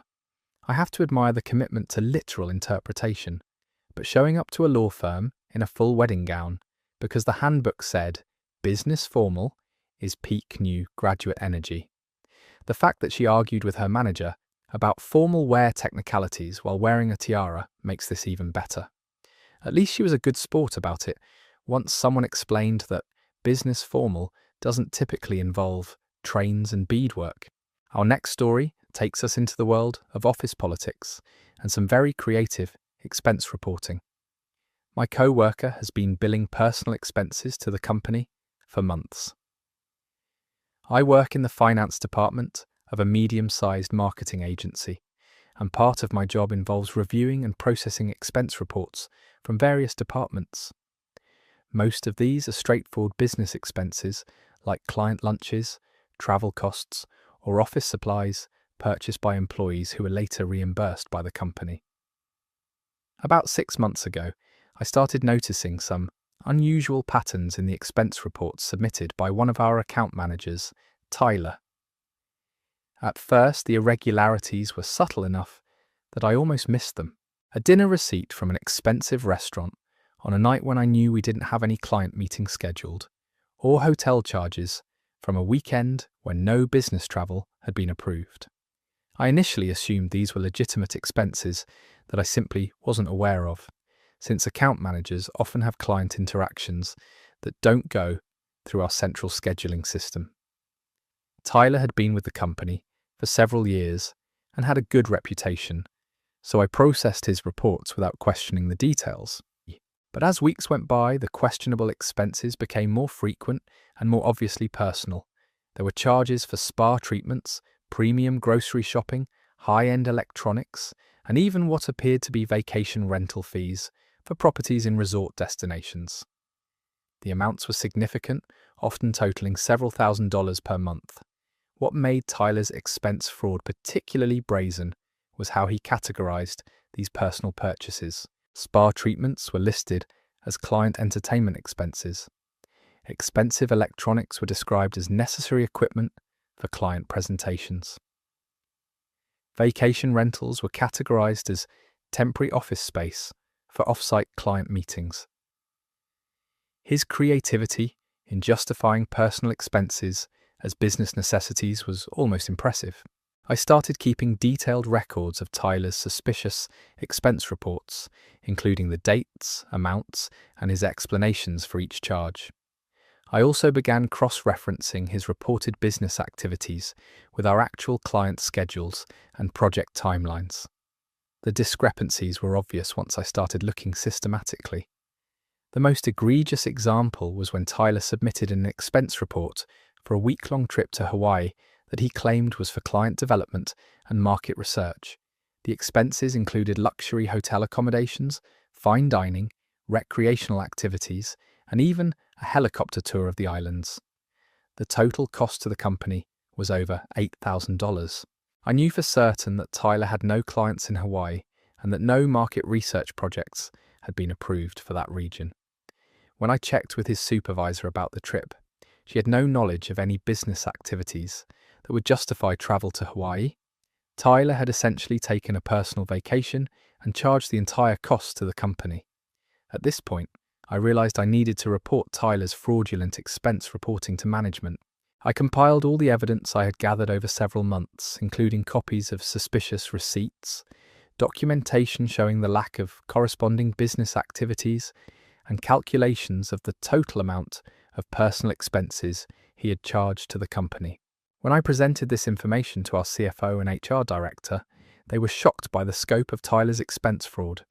The total amount of questionable charges over the past year exceeded $30,000. They immediately launched a formal investigation and suspended Tyler pending the outcome. During the investigation, Tyler initially denied any wrongdoing and insisted that all his expenses were legitimate business costs. However, when confronted with specific evidence and asked to provide documentation of the business activities that justified each expense, he was unable to produce any supporting materials. Tyler eventually admitted to the expense fraud and was terminated immediately. The company also pursued legal action to recover the stolen funds and reported the matter to law enforcement. Tyler's actions constituted embezzlement, which is a serious criminal offence that can result in significant fines and prison time. The whole situation was particularly disappointing because Tyler had been a trusted employee who seemed to be performing well in his role. His supervisor mentioned that his actual work quality had never been questioned, and clients seemed to like working with him. He had thrown away a solid career for what amounted to funding a luxurious lifestyle at the company's expense.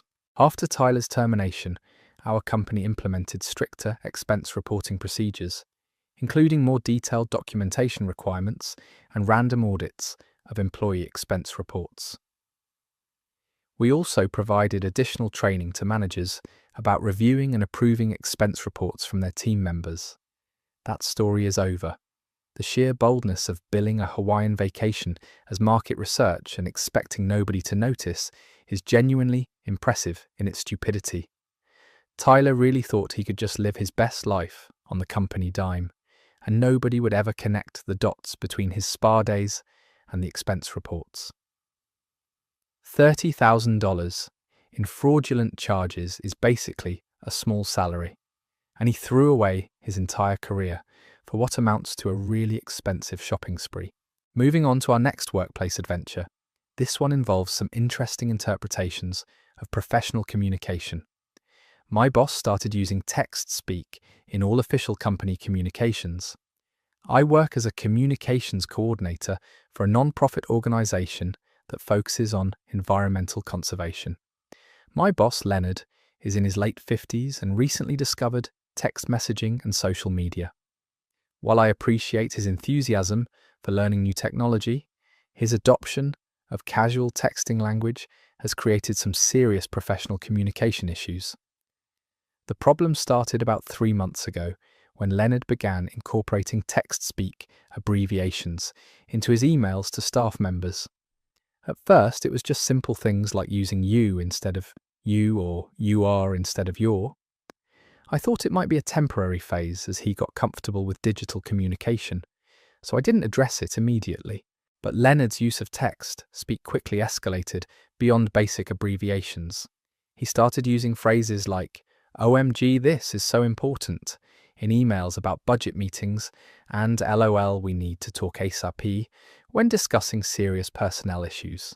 His messages became increasingly difficult to decipher, especially for older board members and donors who weren't familiar with text messaging conventions.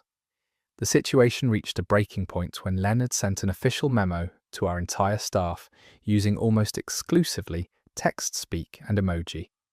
The subject line was important info for everyone, and the message included phrases like, we are having a meeting tomorrow at 9 a.m.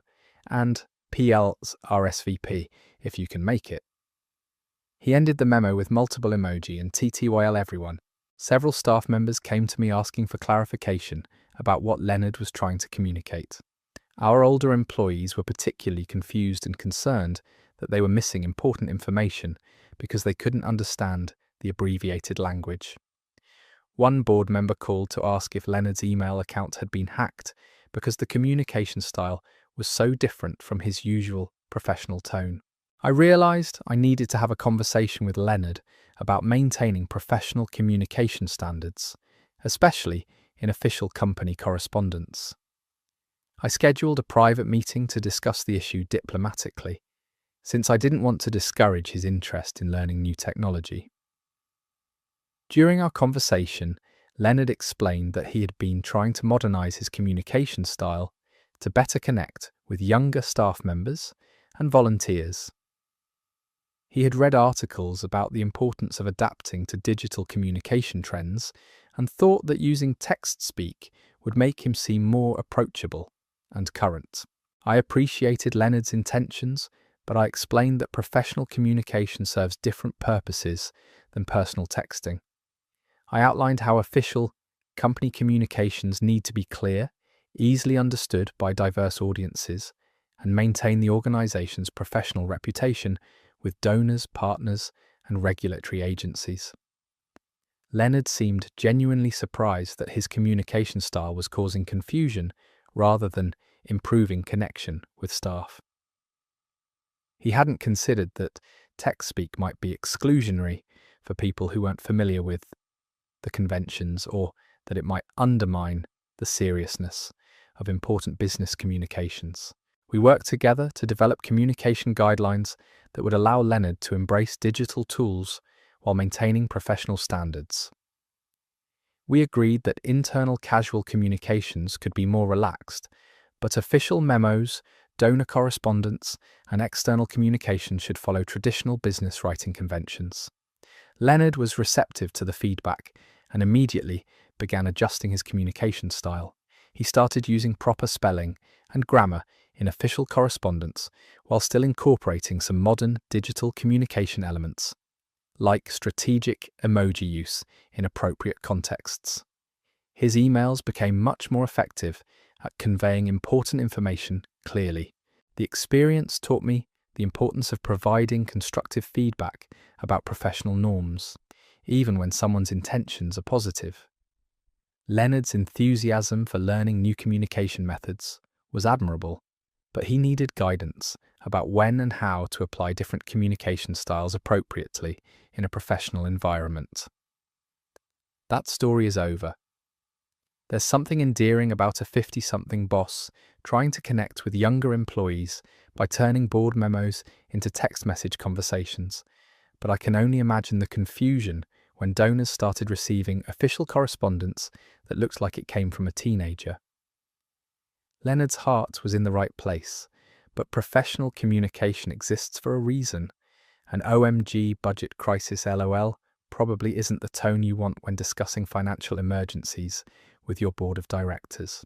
Let's dive into another story that shows how workplace boundaries can get seriously blurred. My co-worker brings her emotional support peacock to the office every day. I work at a small digital marketing agency with about 12 employees. We have a pretty relaxed office culture, casual dress code, and flexible work arrangements. Most people bring their lunch, we have a coffee station, and there's generally a friendly atmosphere where everyone gets along reasonably well. About 6 months ago, we hired a new graphic designer named Melissa, who seemed talented and enthusiastic during the interview process. She had an impressive portfolio and great references from her previous positions. During her first week, she mentioned that she had some anxiety issues and asked about our company's policy regarding emotional support animals.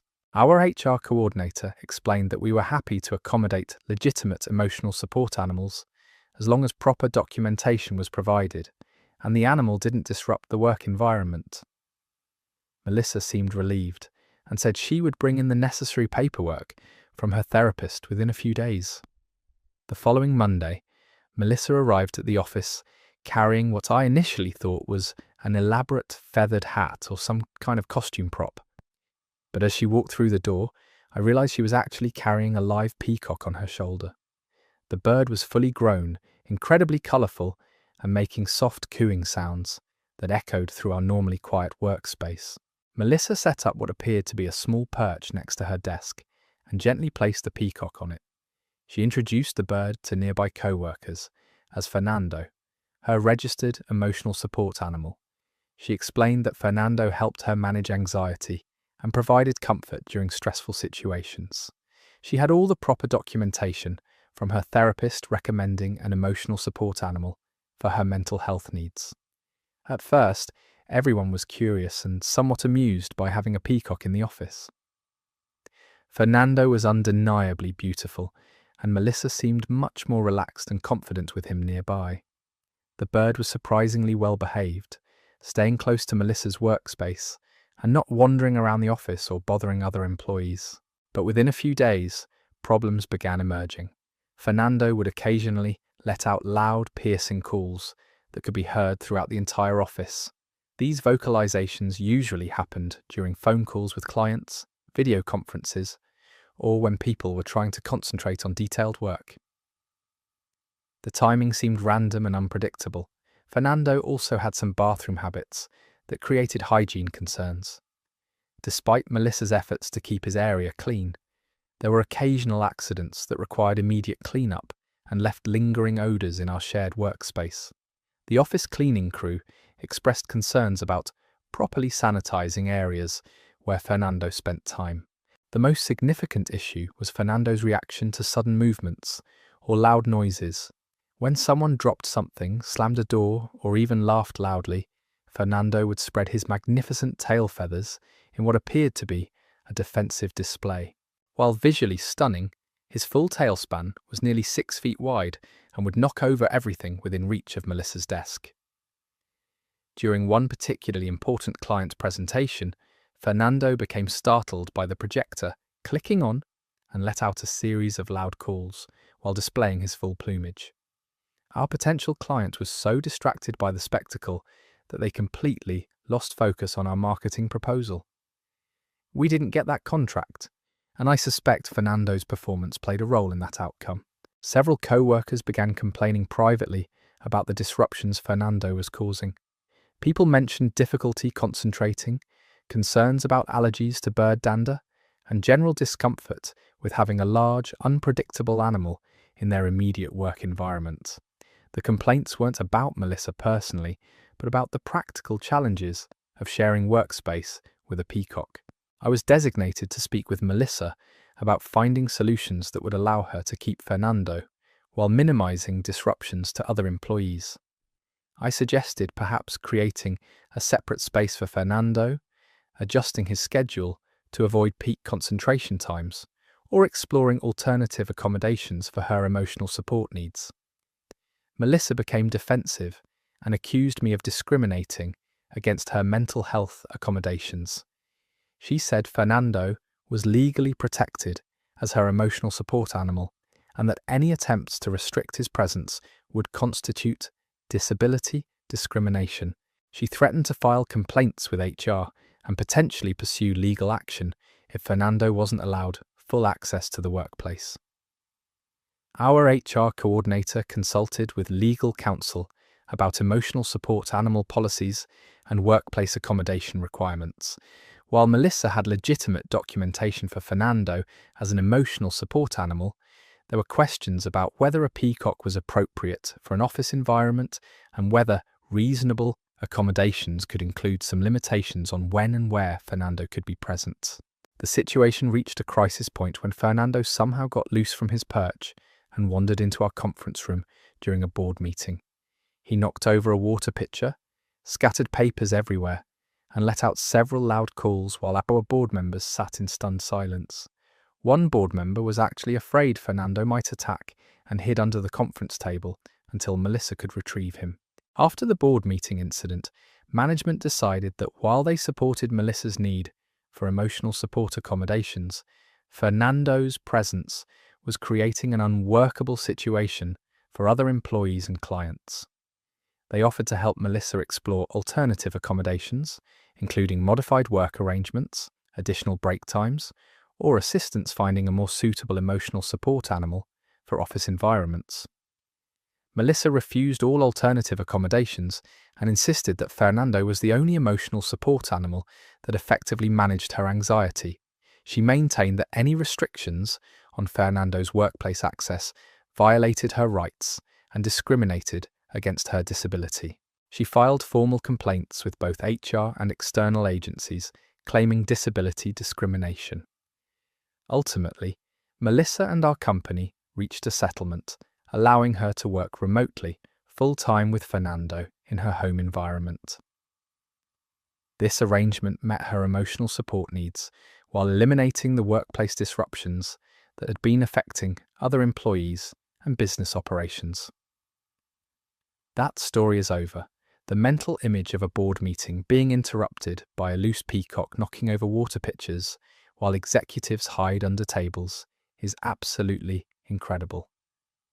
I genuinely feel for Melissa's anxiety struggles, but there's got to be some middle ground between no accommodations and having a 6-foot wingspan disrupting client presentations. Sometimes the most well-intentioned workplace policies create situations nobody could have predicted, and Fernando definitely falls into that category. Let's move into another story about workplace dynamics that got seriously out of hand. My manager started timing my bathroom breaks with a stopwatch. I work as a customer service representative at a call center that handles technical support for a software company. The job involves taking back-to-back calls from frustrated customers, troubleshooting complex technical issues, and maintaining detailed records of each interaction. It's demanding work that requires concentration and patience, especially during busy periods when call volumes are high. My supervisor, Kenneth, has been with the company for about 8 years and takes his management responsibilities very seriously. He's known for being detail-oriented and maintaining strict adherence to company policies and performance metrics. Most employees respect his knowledge and experience, though some find his management style somewhat micromanaging. About 3 months ago, Kenneth began implementing what he called enhanced productivity monitoring for our team. He explained that corporate headquarters was pressuring managers to improve efficiency metrics and reduce non-productive time during shifts. This included more detailed tracking of break times, call handling speeds, and time spent on administrative tasks. Initially, Kenneth's new monitoring procedures seemed reasonable. He asked us to log break times more precisely and provided feedback about call resolution times compared to department averages. He emphasized that these measures were designed to help us improve our performance and meet corporate expectations rather than to punish anyone. But Kenneth's monitoring quickly became more invasive and uncomfortable. He started walking around the call center with a clipboard, noting when people left their desks and exactly what time they returned. He would position himself near the restroom entrance and observe who went in and how long they stayed. His behavior was becoming noticeably obsessive. The situation escalated when Kenneth began carrying a stopwatch and timing individual bathroom breaks. He would click the stopwatch when someone stood up to use the restroom and click it again when they returned to their desk. He kept detailed logs of these times and would approach employees whose bathroom breaks exceeded what he considered acceptable durations. Kenneth established an unofficial policy that bathroom breaks should not exceed 5 minutes, including travel time to and from the restroom. He would confront employees who took longer breaks and ask them to explain what they were doing during the additional time.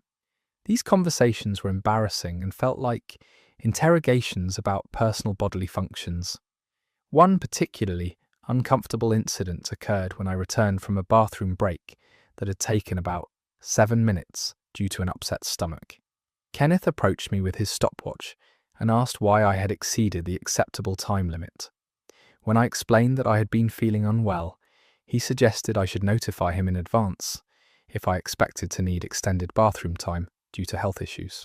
Kenneth's bathroom monitoring created a hostile and stressful work environment where people felt anxious about natural bodily functions.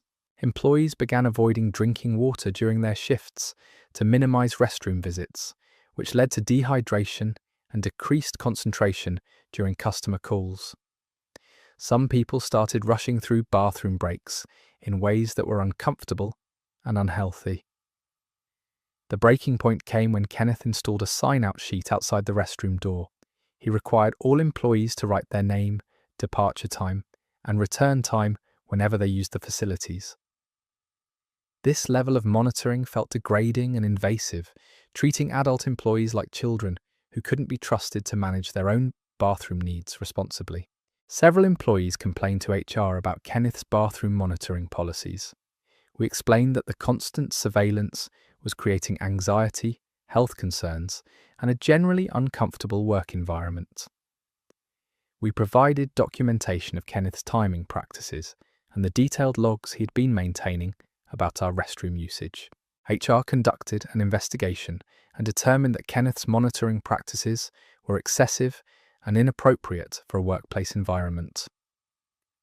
While employers can track general productivity and break times, timing individual bathroom breaks with stopwatches and requiring detailed explanations for restroom visits crossed professional boundaries.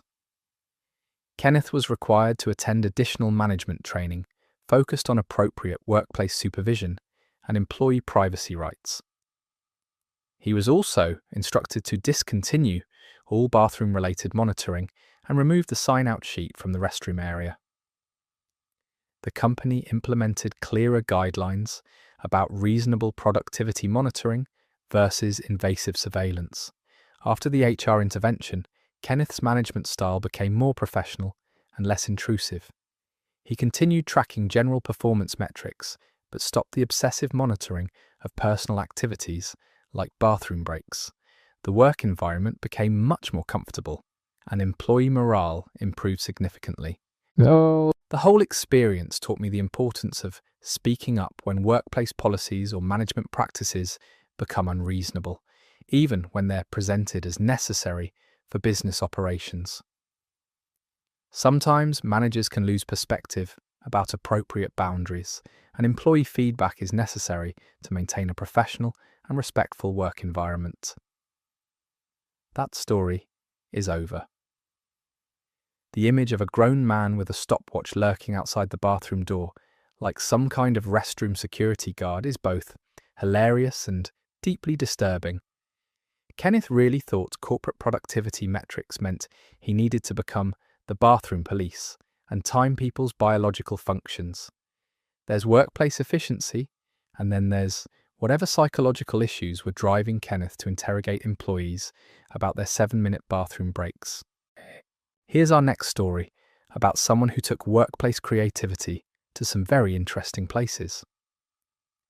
My co-worker started a side business using company resources and tried to recruit clients during meetings. I work in the marketing department of a regional healthcare system where we handle advertising campaigns, community outreach, and internal communications for multiple hospital locations.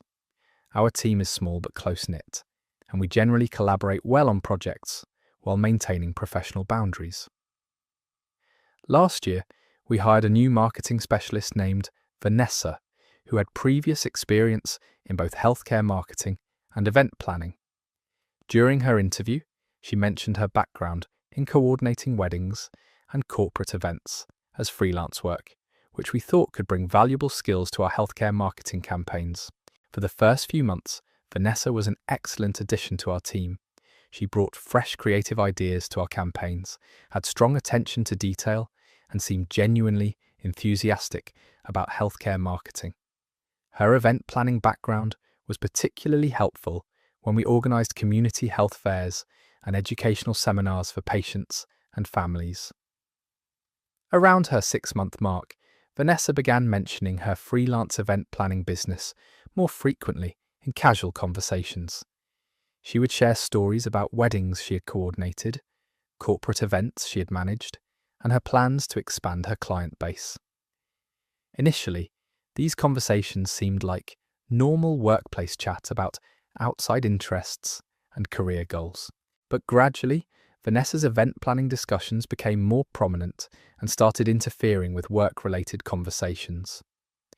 During team meetings about healthcare campaigns, she would somehow steer discussions toward event planning strategies and mention how her freelance experience could benefit our projects.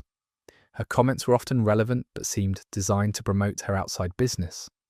The situation became more concerning when I noticed Vanessa using company computers, printers, and office supplies for what appeared to be personal business activities.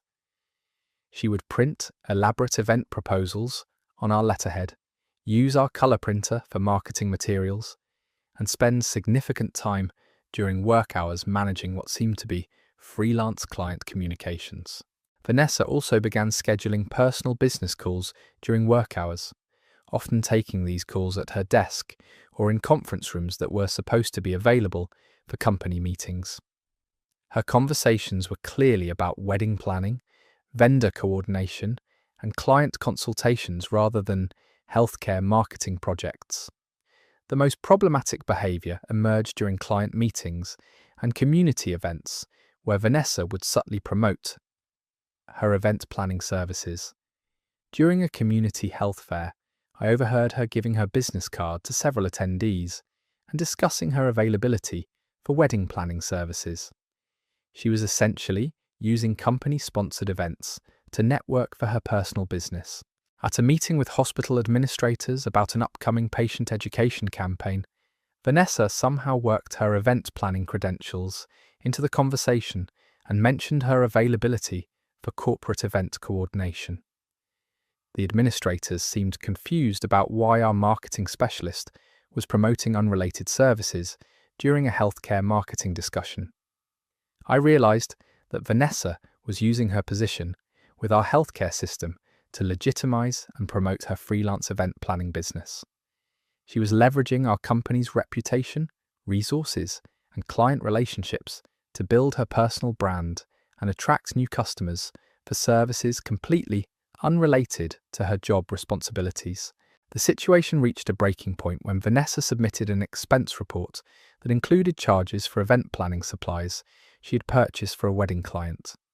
She had categorized these expenses as materials for a healthcare marketing campaign, essentially asking our company to fund her freelance business operations.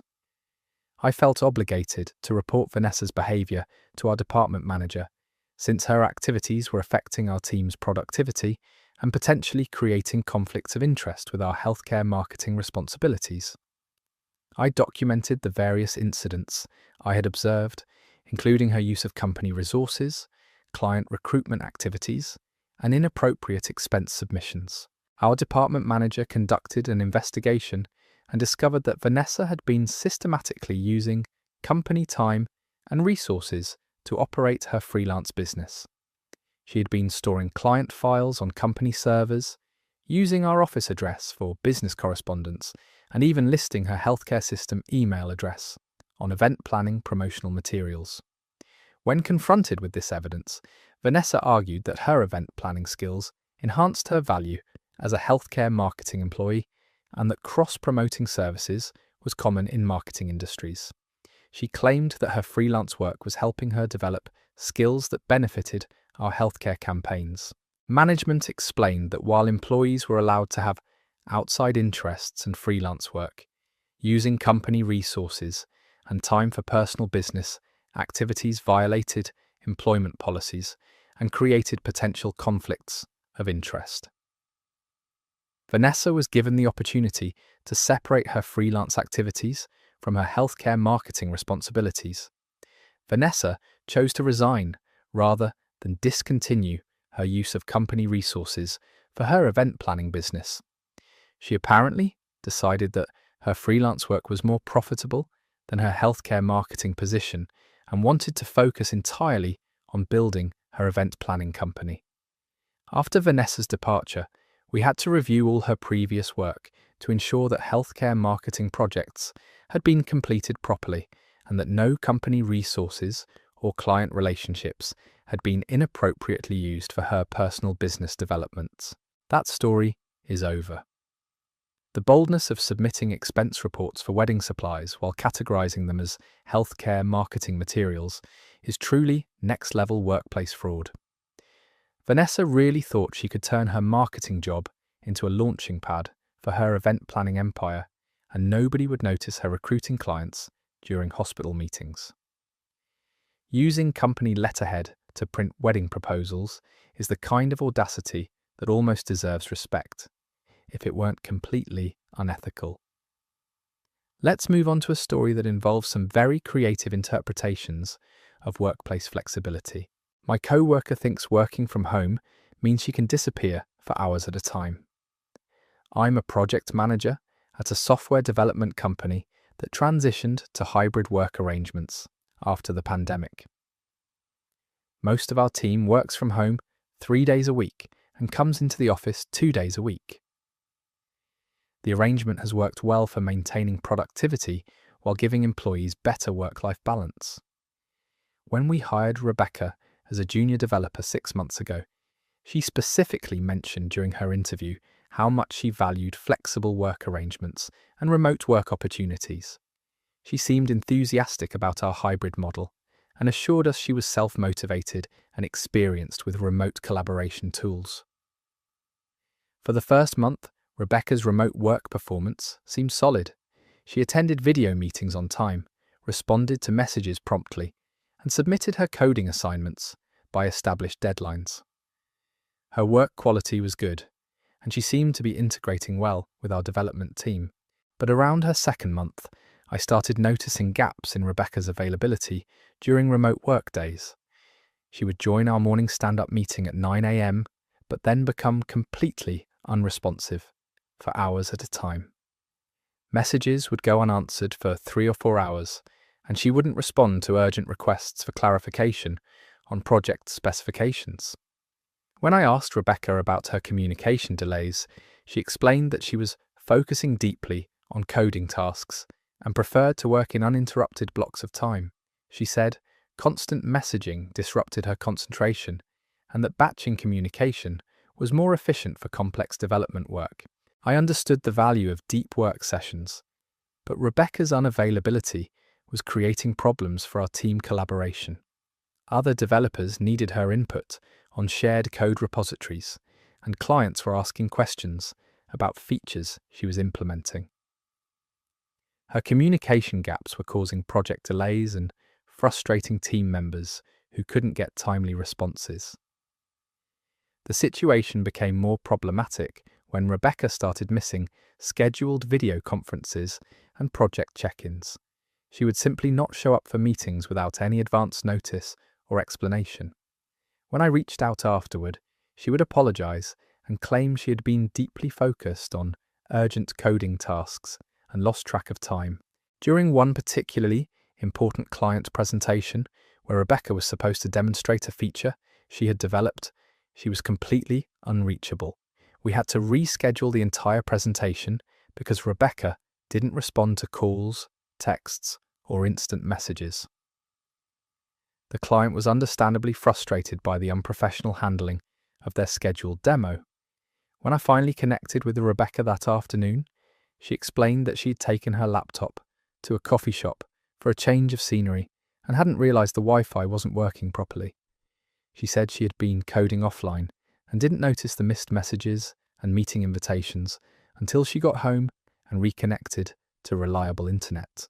I began documenting Rebecca's availability patterns and discovered that her remote work days had significant gaps where she was completely unreachable.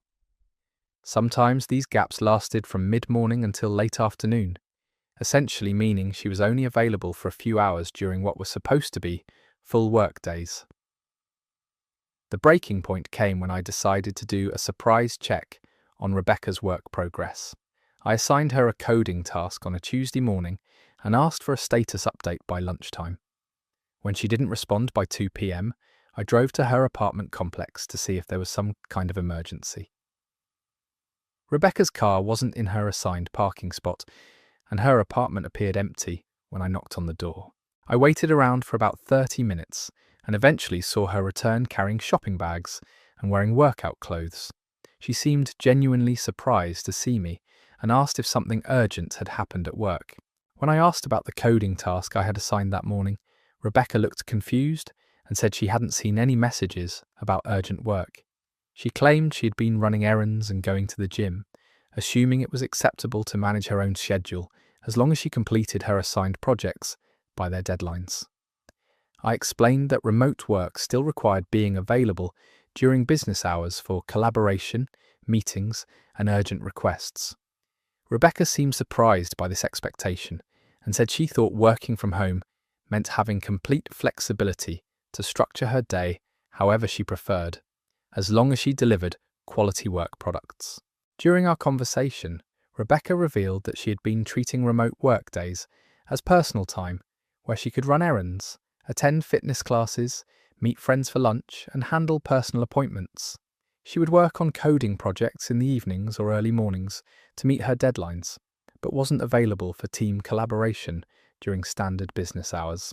I had to explain that remote work doesn't mean working whenever you feel like it, but rather working from a different location while maintaining professional availability and communication standards. Rebecca seemed genuinely confused about these expectations and said no one had explained remote work policies clearly during her onboarding.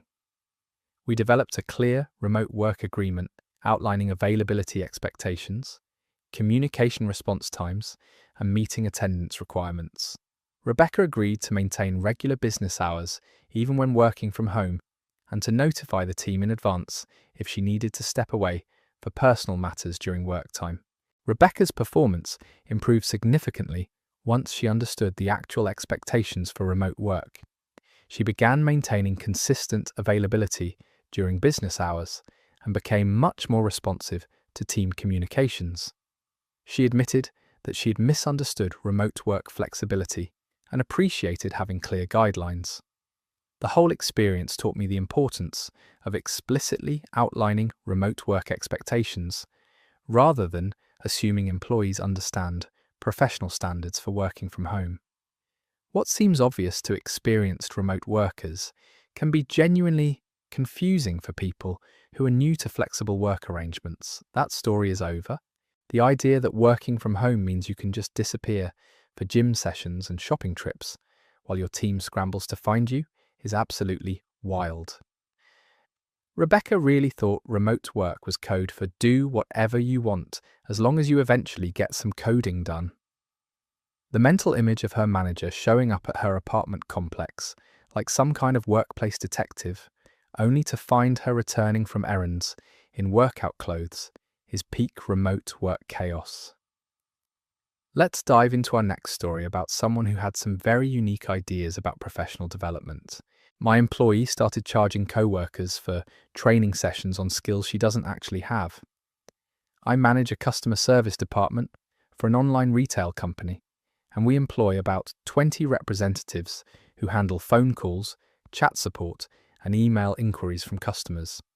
Most of our team members are entry-level employees who are eager to develop new skills and advance their careers within the company. 6 months ago, we hired Natalie as a customer service representative with previous experience in retail and some college coursework in business administration. During her interview, she mentioned interest in eventually moving into training or supervisory roles and seemed motivated to take on additional responsibilities beyond her basic job duties. Natalie quickly established herself as someone who was confident and outgoing with both customers and co-workers. She would offer advice to newer employees about handling difficult customer situations and seemed knowledgeable about various customer service techniques.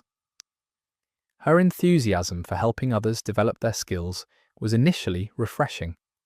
About 3 months into her employment, Natalie began mentioning that she had extensive training experience from previous jobs and offered to help co-workers improve their customer service skills during lunch breaks or after work. Several team members expressed interest in additional training opportunities since our company's formal training budget was limited. Natalie started scheduling what she called professional development sessions in our conference room during lunch periods. She would present information about communication techniques, conflict resolution strategies, and customer psychology. These sessions seemed helpful, and several employees mentioned that they found her advice useful for handling challenging customer interactions. But then Natalie began charging fees for her training sessions. She started asking attendees to contribute $5 per session to cover what she called materials and preparation costs.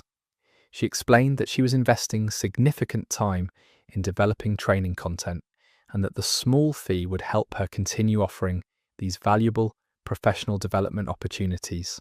Some employees were willing to pay the fee because they felt Natalie's training was beneficial and more personalized than generic online courses.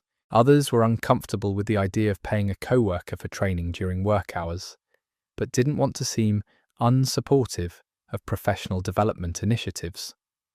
The situation became more concerning when Natalie began advertising her training services more formally. She created flyers promoting herself as a certified customer service trainer and posted them around the office.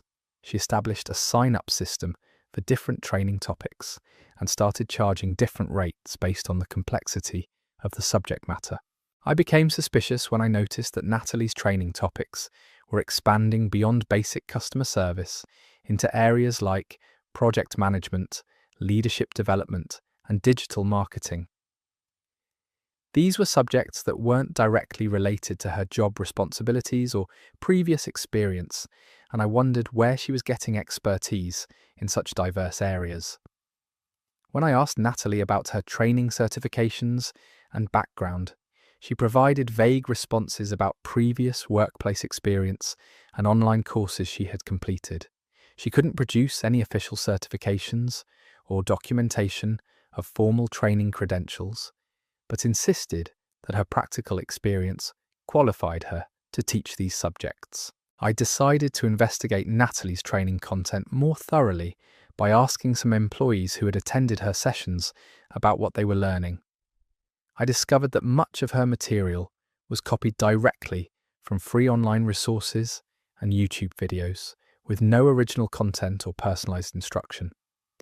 Even more problematic was that some of the information Natalie was teaching was incorrect or outdated. Her conflict resolution techniques included strategies that could actually escalate customer complaints rather than resolve them. Her advice about company policies was sometimes completely wrong and could have led to compliance issues if employees had followed her guidance. The breaking point came when I learned that Natalie had been scheduling her paid training sessions during regular work hours and encouraging employees to attend instead of taking their assigned breaks. She was essentially running a side business using company time and resources while providing potentially harmful training to my team members. When I confronted Natalie about her unauthorized training business, she became defensive and argued that she was providing valuable professional development that the company wasn't offering. She said employees were choosing to pay for her services because they recognized the value she was providing, and that she wasn't forcing anyone to participate. I explained that employees aren't allowed to run side businesses on company property during work hours, especially when those businesses involved charging co-workers for services. I also expressed concerns about the accuracy of her training content and the potential liability issues if employees received incorrect information about company policies or customer service procedures. Natalie argued that her training sessions were helping employee morale, and professional development, and that the company should be grateful for her initiative in providing additional learning opportunities. She couldn't understand why I was discouraging employee growth and skill development. I had to terminate Natalie's employment due to multiple policy violations, including running an unauthorized business on company property, misrepresenting her qualifications, and providing potentially harmful training information to other employees. The situation created confusion and disappointment among team members who had been paying for her services. After Natalie's departure, I had to retrain several employees who had received incorrect information during her paid sessions. We also implemented clearer policies about outside business activities and established formal channels for employees to request additional professional development opportunities through legitimate training providers. That story is over. The sheer entrepreneurial spirit of charging your own co-workers for fake training sessions using material you copied from YouTube is honestly impressive in its complete inappropriateness. Natalie really built an entire side hustle around pretending to be a certified trainer while giving out information that could actually harm people's job performance. The fact that she was genuinely confused about why her manager might have a problem with her running a scam operation in the company conference room shows a stunning lack of professional awareness. Moving on to another tale of workplace creativity gone completely wrong. My co-worker started selling essential oils during team meetings and claimed they could cure work-related stress. I work in the accounting department of a manufacturing company where we handle payroll, accounts receivable, and financial reporting for multiple plant locations. Our team consists of 8 accountants and support staff who work closely together during busy periods like month-end closing and annual audits.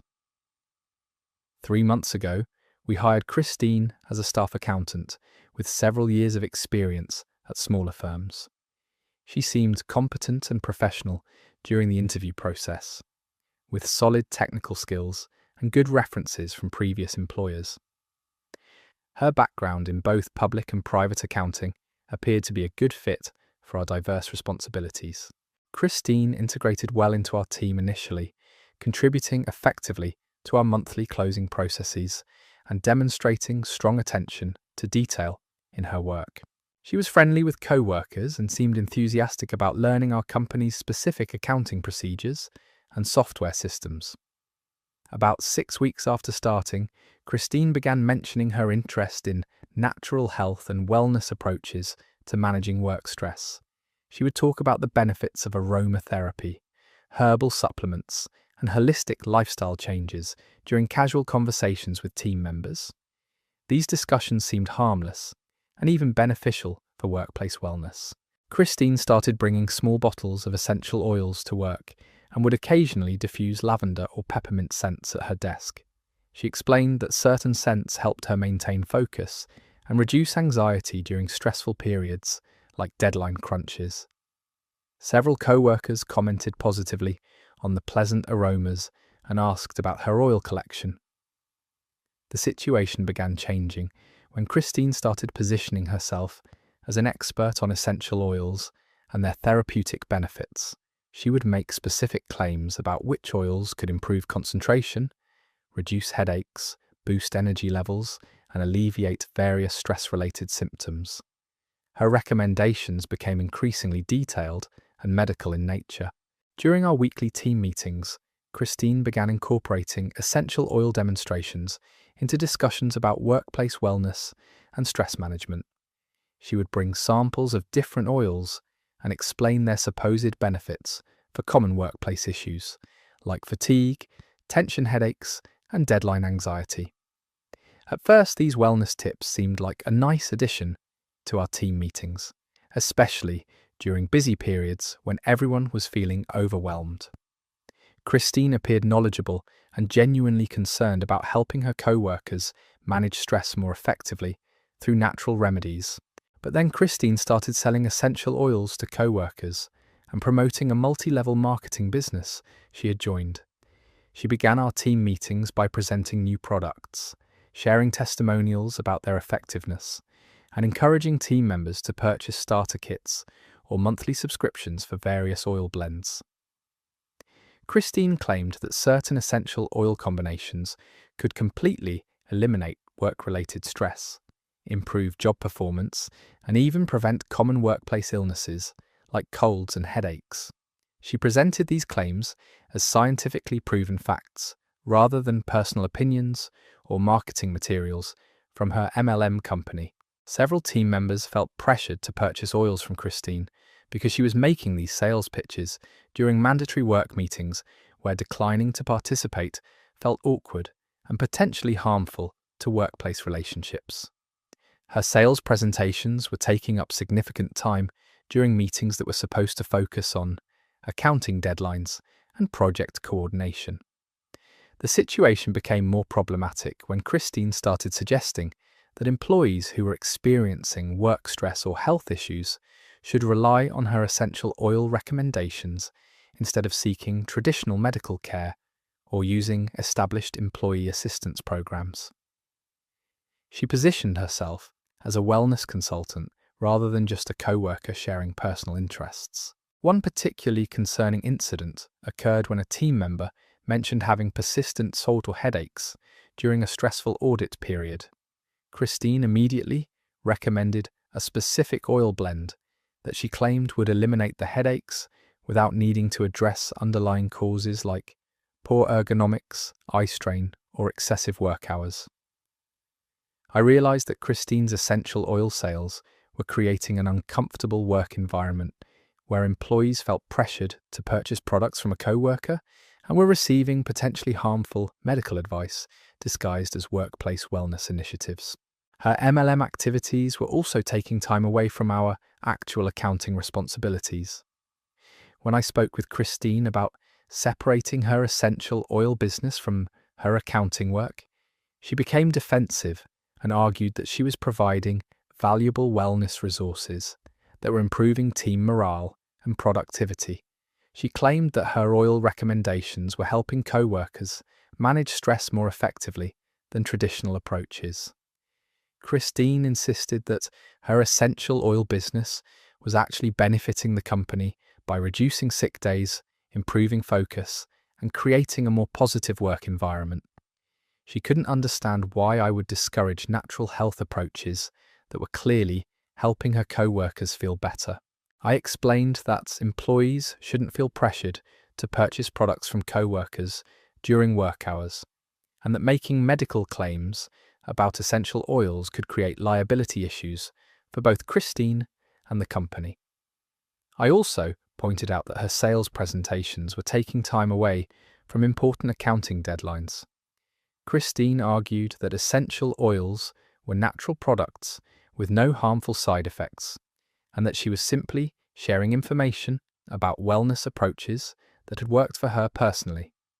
She said restricting her ability to help co-workers with stress management was actually harmful to workplace wellness. We had to establish clear policies about soliciting co-workers for personal business ventures and making health-related claims in the workplace. Christine was required to stop selling essential oils to team members and remove all wellness-related sales materials from work meetings and her workspace. Christine complied with the new policies, but seemed resentful about not being allowed to share what she considered valuable wellness information with her co-workers. She continued working in our department but maintained a more distant relationship with team members who had previously been interested in her essential oil recommendations. That story is over. The image of mandatory accounting meetings being hijacked by essential oil sales pitches is absolutely surreal.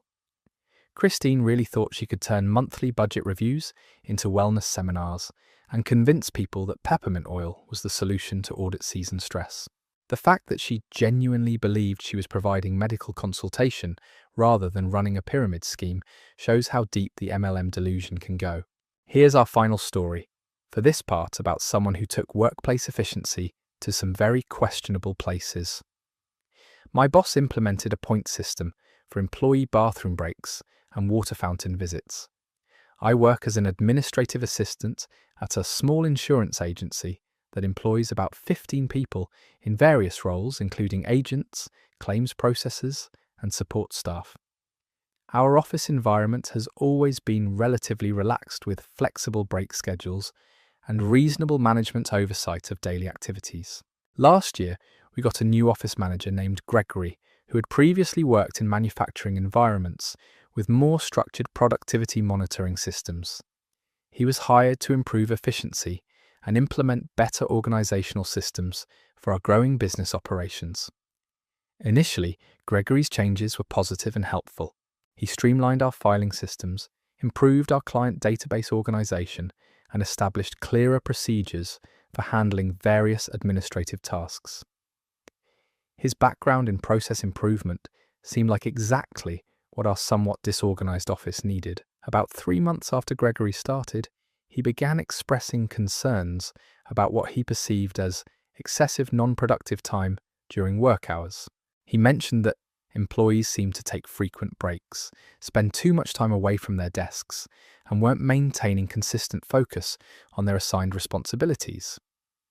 Gregory announced that he would be implementing a productivity enhancement system designed to help employees become more aware of their time management and develop better work habits.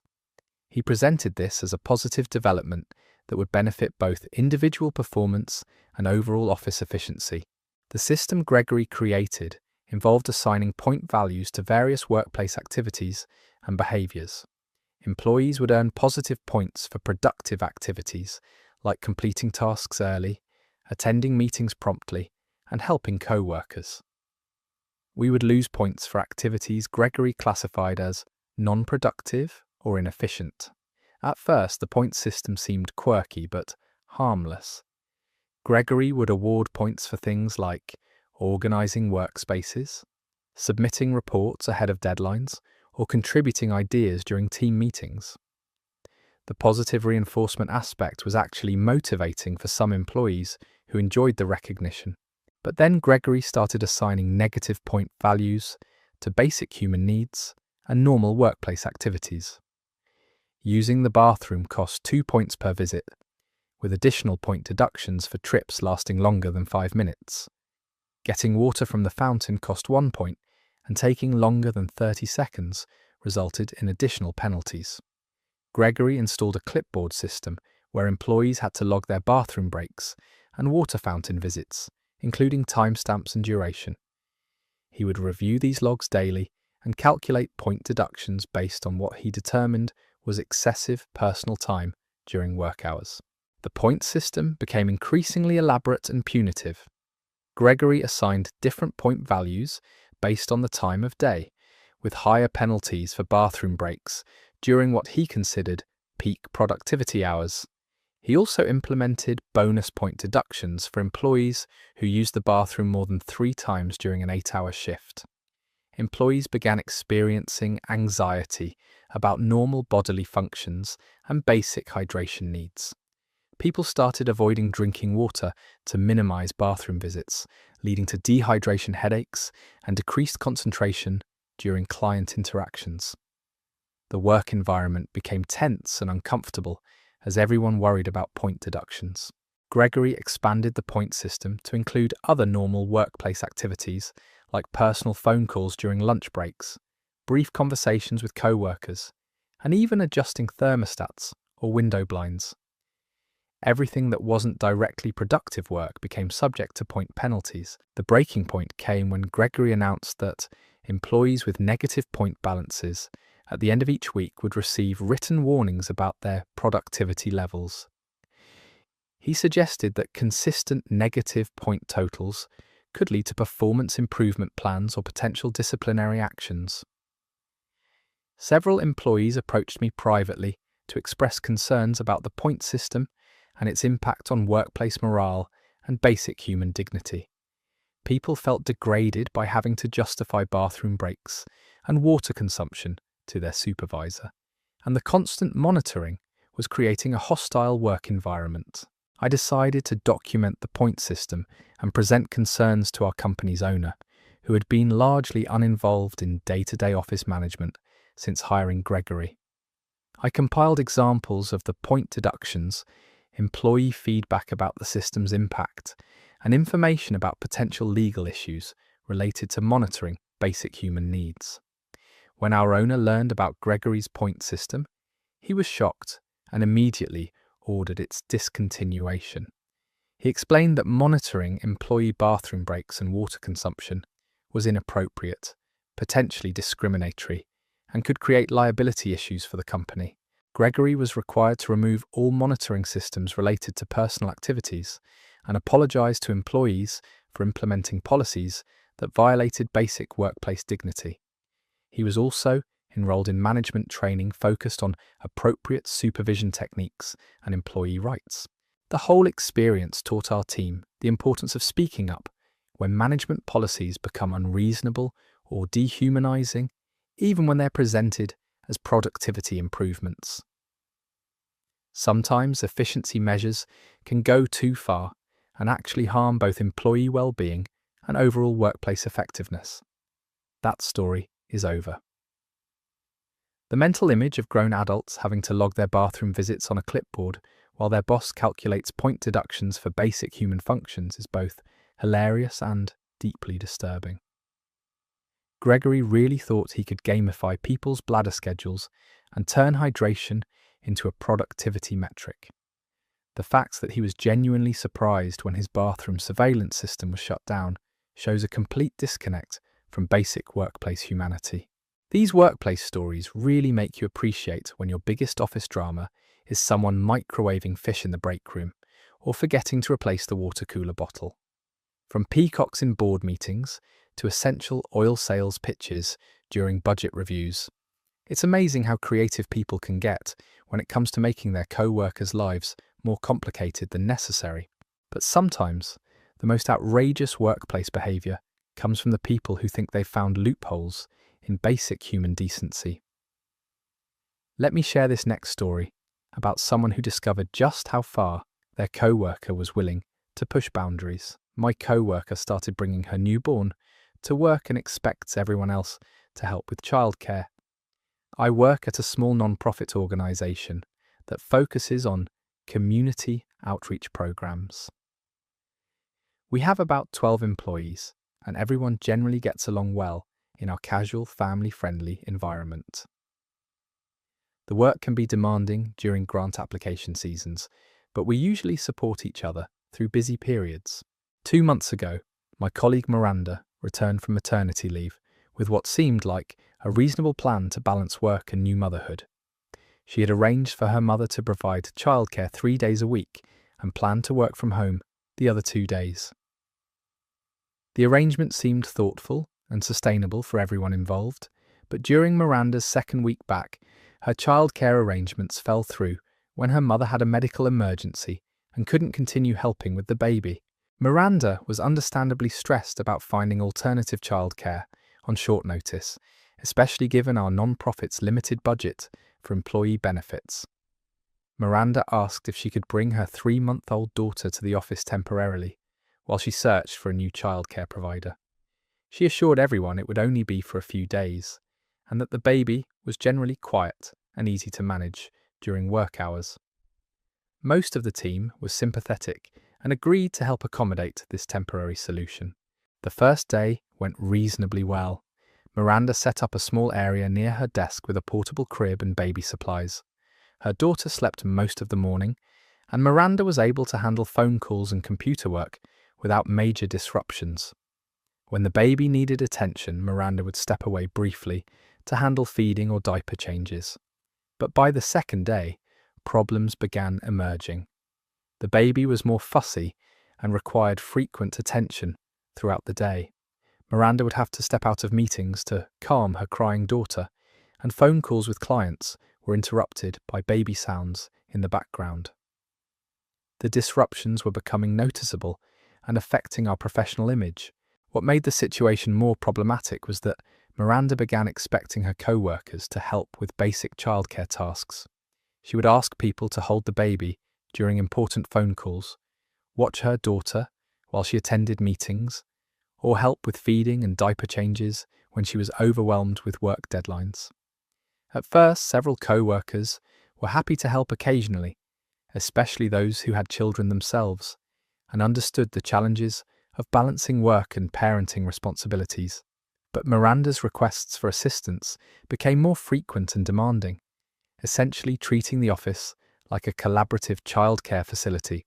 Miranda would schedule meetings and then ask whoever was available to watch her baby during those times.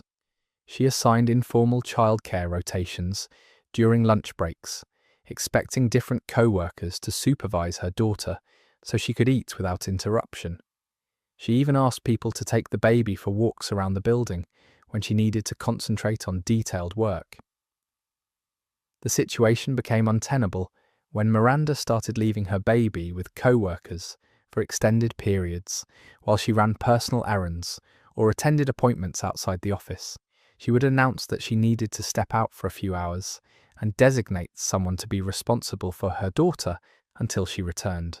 One particularly problematic incident occurred during a visit from potential grant funders who were touring our facilities and meeting with staff about our community programs.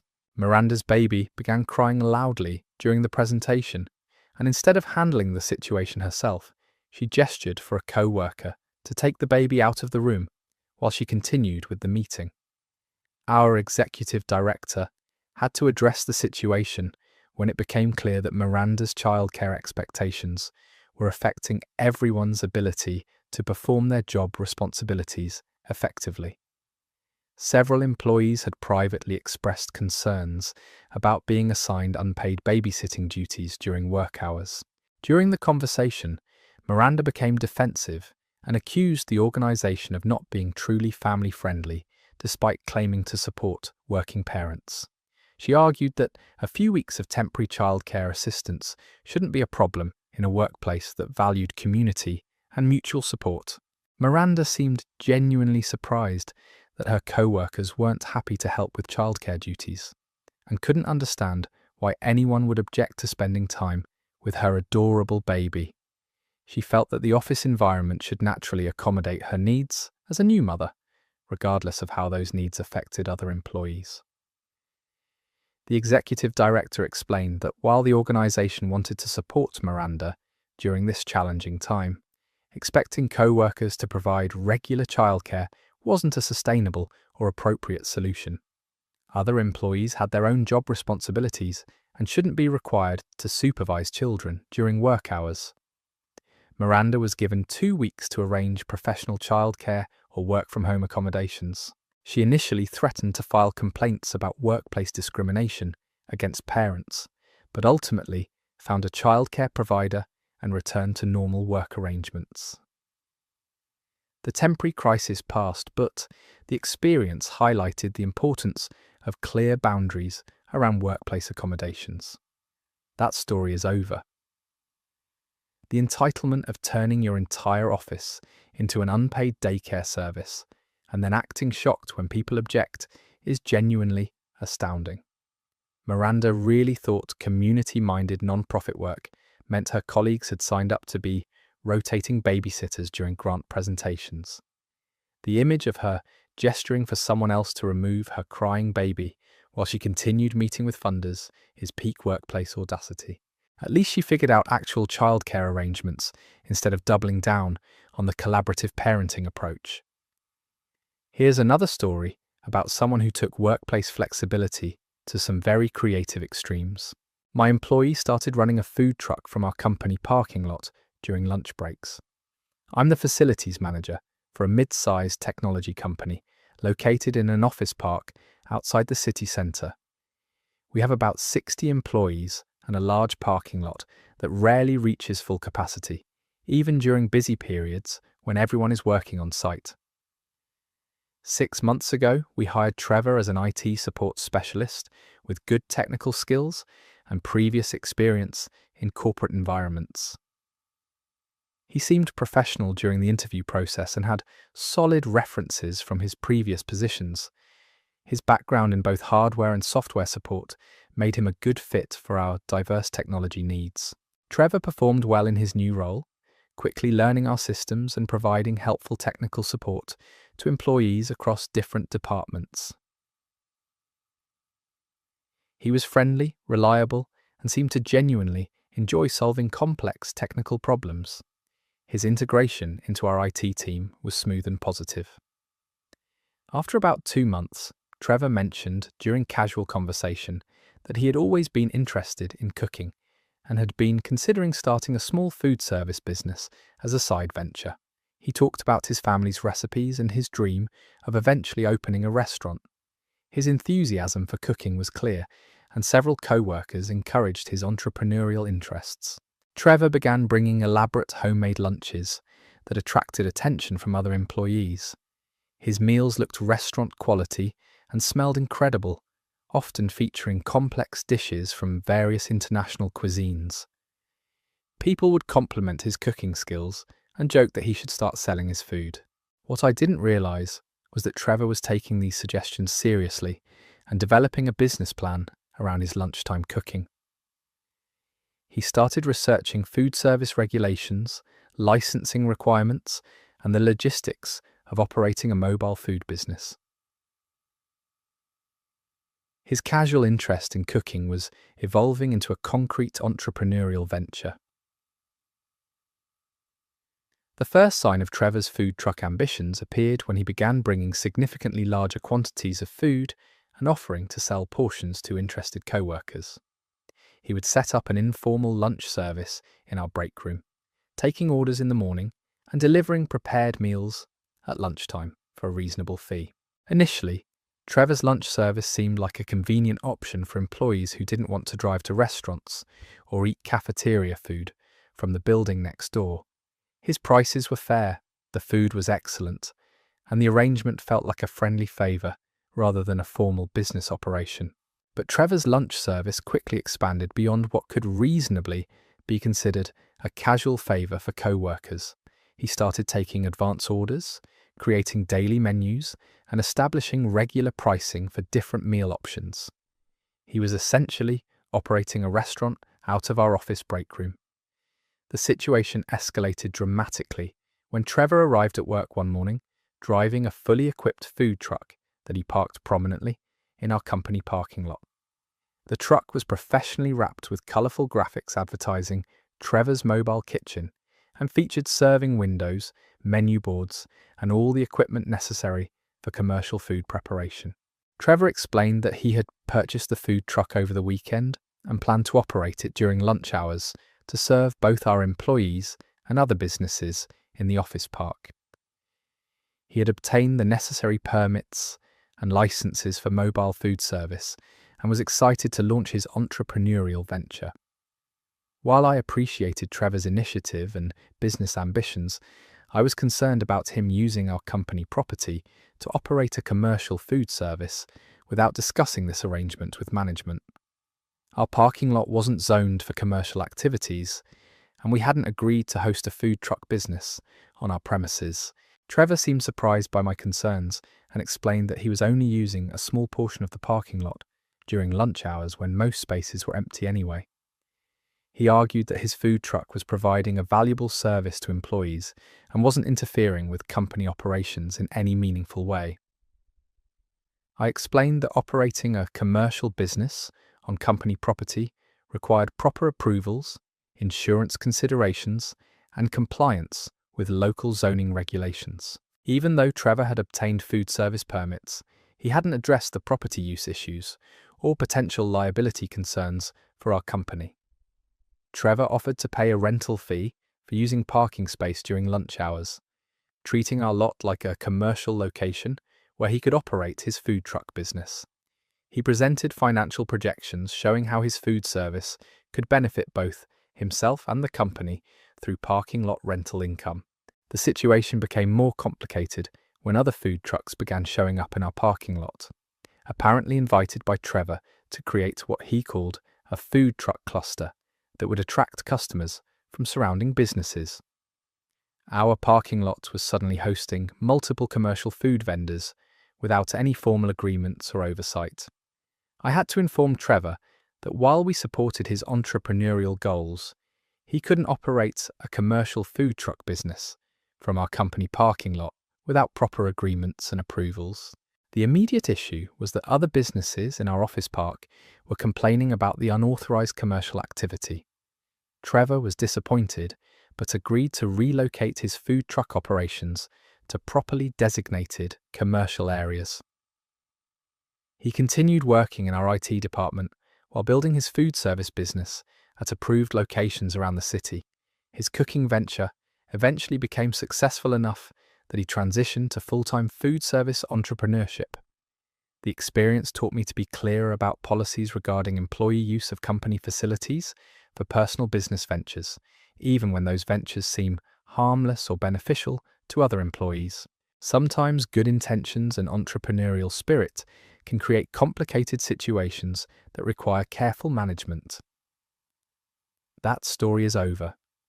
The progression from bringing fancy lunches to parking a full commercial food truck in the company lot without asking permission is genuinely impressive in its boldness. Trevor really thought he could just transform the office parking lot into a food truck hub and invite other vendors to join his mobile restaurant empire. The fact that he offered to pay rent after the fact shows he understood the commercial nature of what he was doing, but somehow thought surprising his employer with a food truck was better than asking first. Let's move on to a story about someone who had some very unique ideas about workplace time management.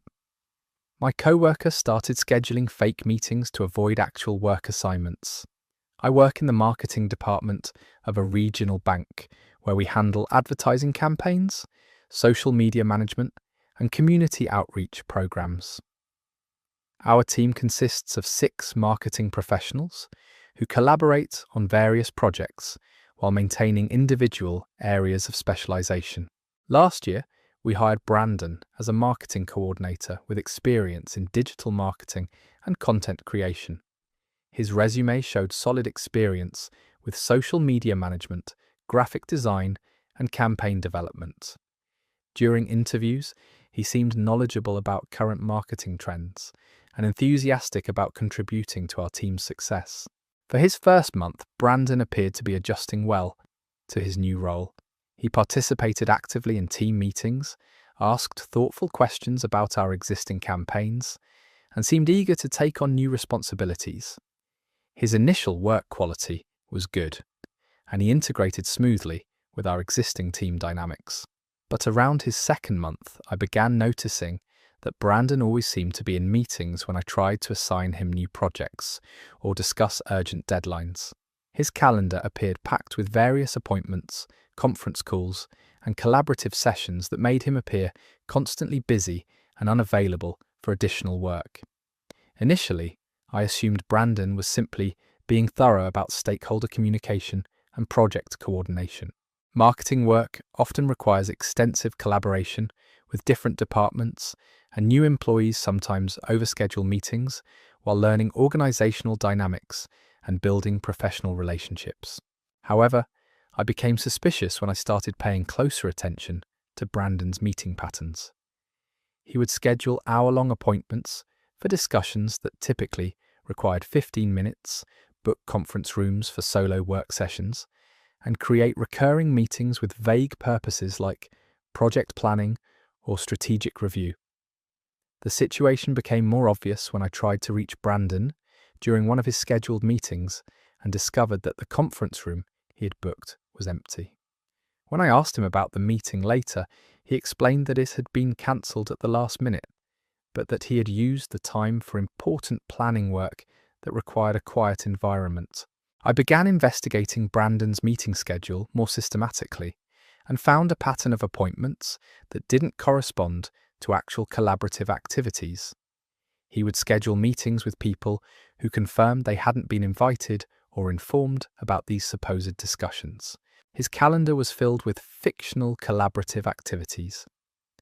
Brandon had become remarkably creative in generating legitimate-sounding meeting titles and descriptions.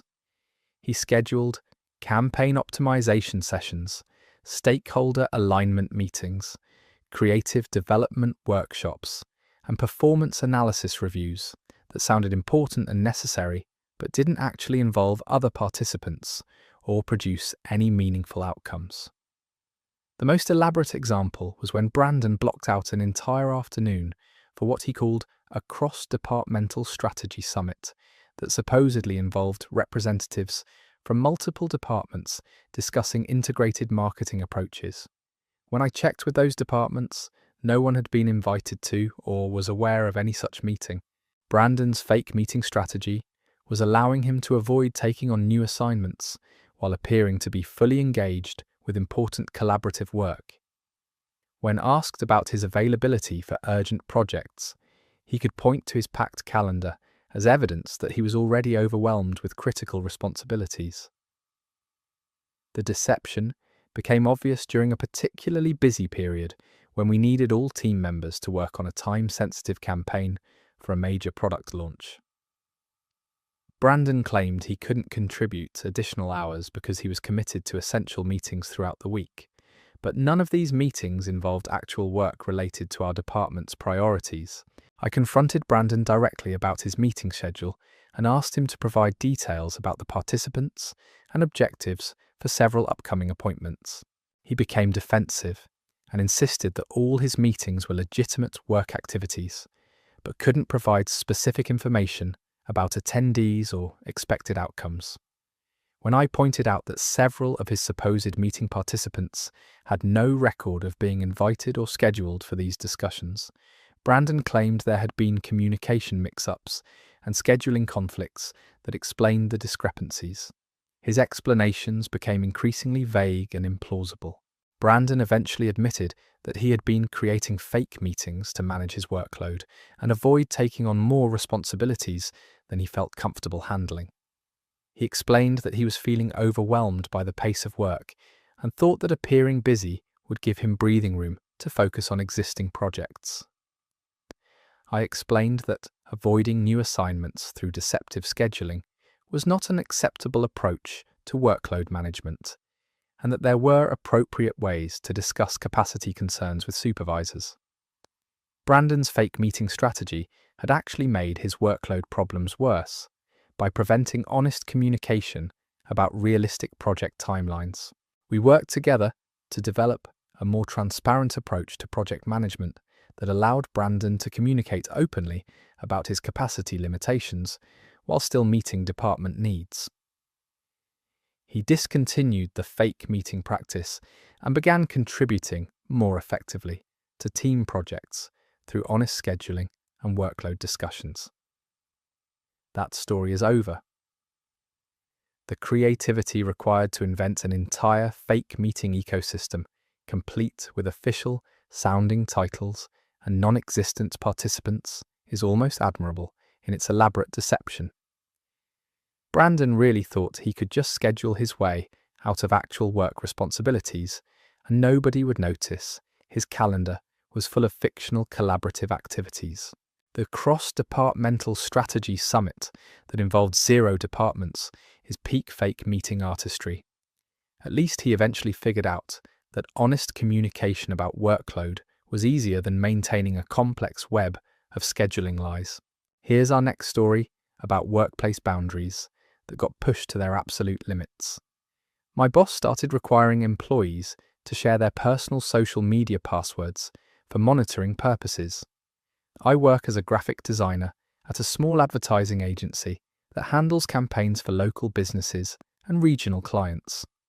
The company employs about 15 people in various creative and account management roles, and we generally maintain a professional but relaxed work environment. Last month, our agency owner, Richard, announced new social media policies that he said were designed to protect the company's reputation and ensure that employee online activities didn't conflict with our client relationships or professional image. He presented these policies as necessary updates to keep pace with digital marketing industry standards. Richard explained that social media had become increasingly important for business reputation management, and that employee posts could potentially impact client relationships or create liability issues for the agency. He said that monitoring employee social media activity was becoming common practice in marketing and advertising firms. The initial policy seemed reasonable, requiring employees to avoid posting content that could be considered offensive, discriminatory, or harmful to the company's professional image. We were asked to be mindful of how our personal online presence might reflect on the agency and to use good judgment about sharing work-related information. But then Richard announced that all employees would be required to provide their personal social media account passwords to management for regular monitoring purposes. He said this would allow the company to proactively identify potential issues before they became problems and provide guidance about appropriate online behavior. Richard presented password sharing as a standard industry practice and suggested that employees who refused to comply might have something to hide or weren't committed to protecting the company's interests. He said that transparency about online activities was essential for maintaining trust between management and staff. Most employees were uncomfortable with surrendering their personal social media passwords to their employer, but Richard made it clear that compliance was mandatory for continued employment. He said that personal social media accounts weren't really personal when they could affect business relationships and professional reputation. I was particularly concerned about this policy because my social media accounts contained personal information about my family, private conversations with friends, and content that was completely unrelated to work activities. Giving my employer access to this private information felt like an unreasonable invasion of personal privacy. When several employees expressed concerns about the password requirement, Richard became defensive and accused us of not understanding modern business practices. He said that companies needed to protect themselves from employee social media mistakes, and that monitoring was the only way to ensure compliance with professional standards. Richard also mentioned that he had already been monitoring employee social media activities informally by searching for our profiles and reviewing publicly visible content. He said the password requirement would simply make this monitoring more efficient and comprehensive, rather than introducing a completely new practice. The situation escalated when Richard started scheduling individual meetings with employees to collect their social media passwords and demonstrate the monitoring process. He showed employees how he would review their posts, comments, and private messages to identify potential issues or policy violations. During my meeting with Richard, I expressed concerns about privacy and asked whether the monitoring would extend to private messages, family photos, and personal conversations that had nothing to do with work activities. Richard said that comprehensive monitoring was necessary and that employees shouldn't worry if they weren't doing anything inappropriate. I explained that I wasn't comfortable sharing passwords to accounts that contained private family information and personal communications that weren't relevant to my job performance or professional responsibilities. Richard responded by saying that privacy concerns were less important than protecting the company's reputation and client relationships. Several employees consulted with employment attorneys about the legality of mandatory social media password sharing, and we learned that this practice raised significant privacy concerns and might violate state laws protecting employee personal information and activities. When we presented Richard with information about potential legal issues related to his social media monitoring policy, he became angry and accused us of being uncooperative and disloyal to the company. He said that employees who weren't willing to be transparent about their online activities obviously had something to hide.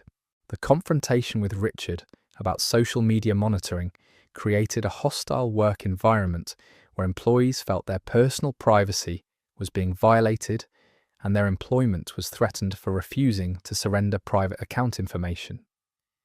Several people began looking for new jobs rather than comply with the password requirement. Eventually, our concerns about the social media monitoring policy reached the agency's board of advisors, who immediately recognized the legal and ethical problems with requiring employee password sharing. They ordered Richard to discontinue the policy and apologize to employees for the inappropriate privacy violations.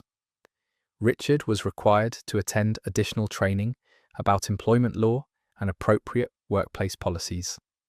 The social media monitoring policy was replaced with more reasonable guidelines about professional online behavior that didn't require surrendering personal account access to employers. That story is over. The complete invasion of requiring employees to hand over their personal social media passwords so their boss can read their private messages and family photos is absolutely dystopian. Richard really thought he could just demand access to people's entire digital lives and frame it as standard business practice. The idea that he was already informally stalking everyone's social media profiles and thought making it official would be an improvement shows a stunning lack of understanding about privacy and professional boundaries.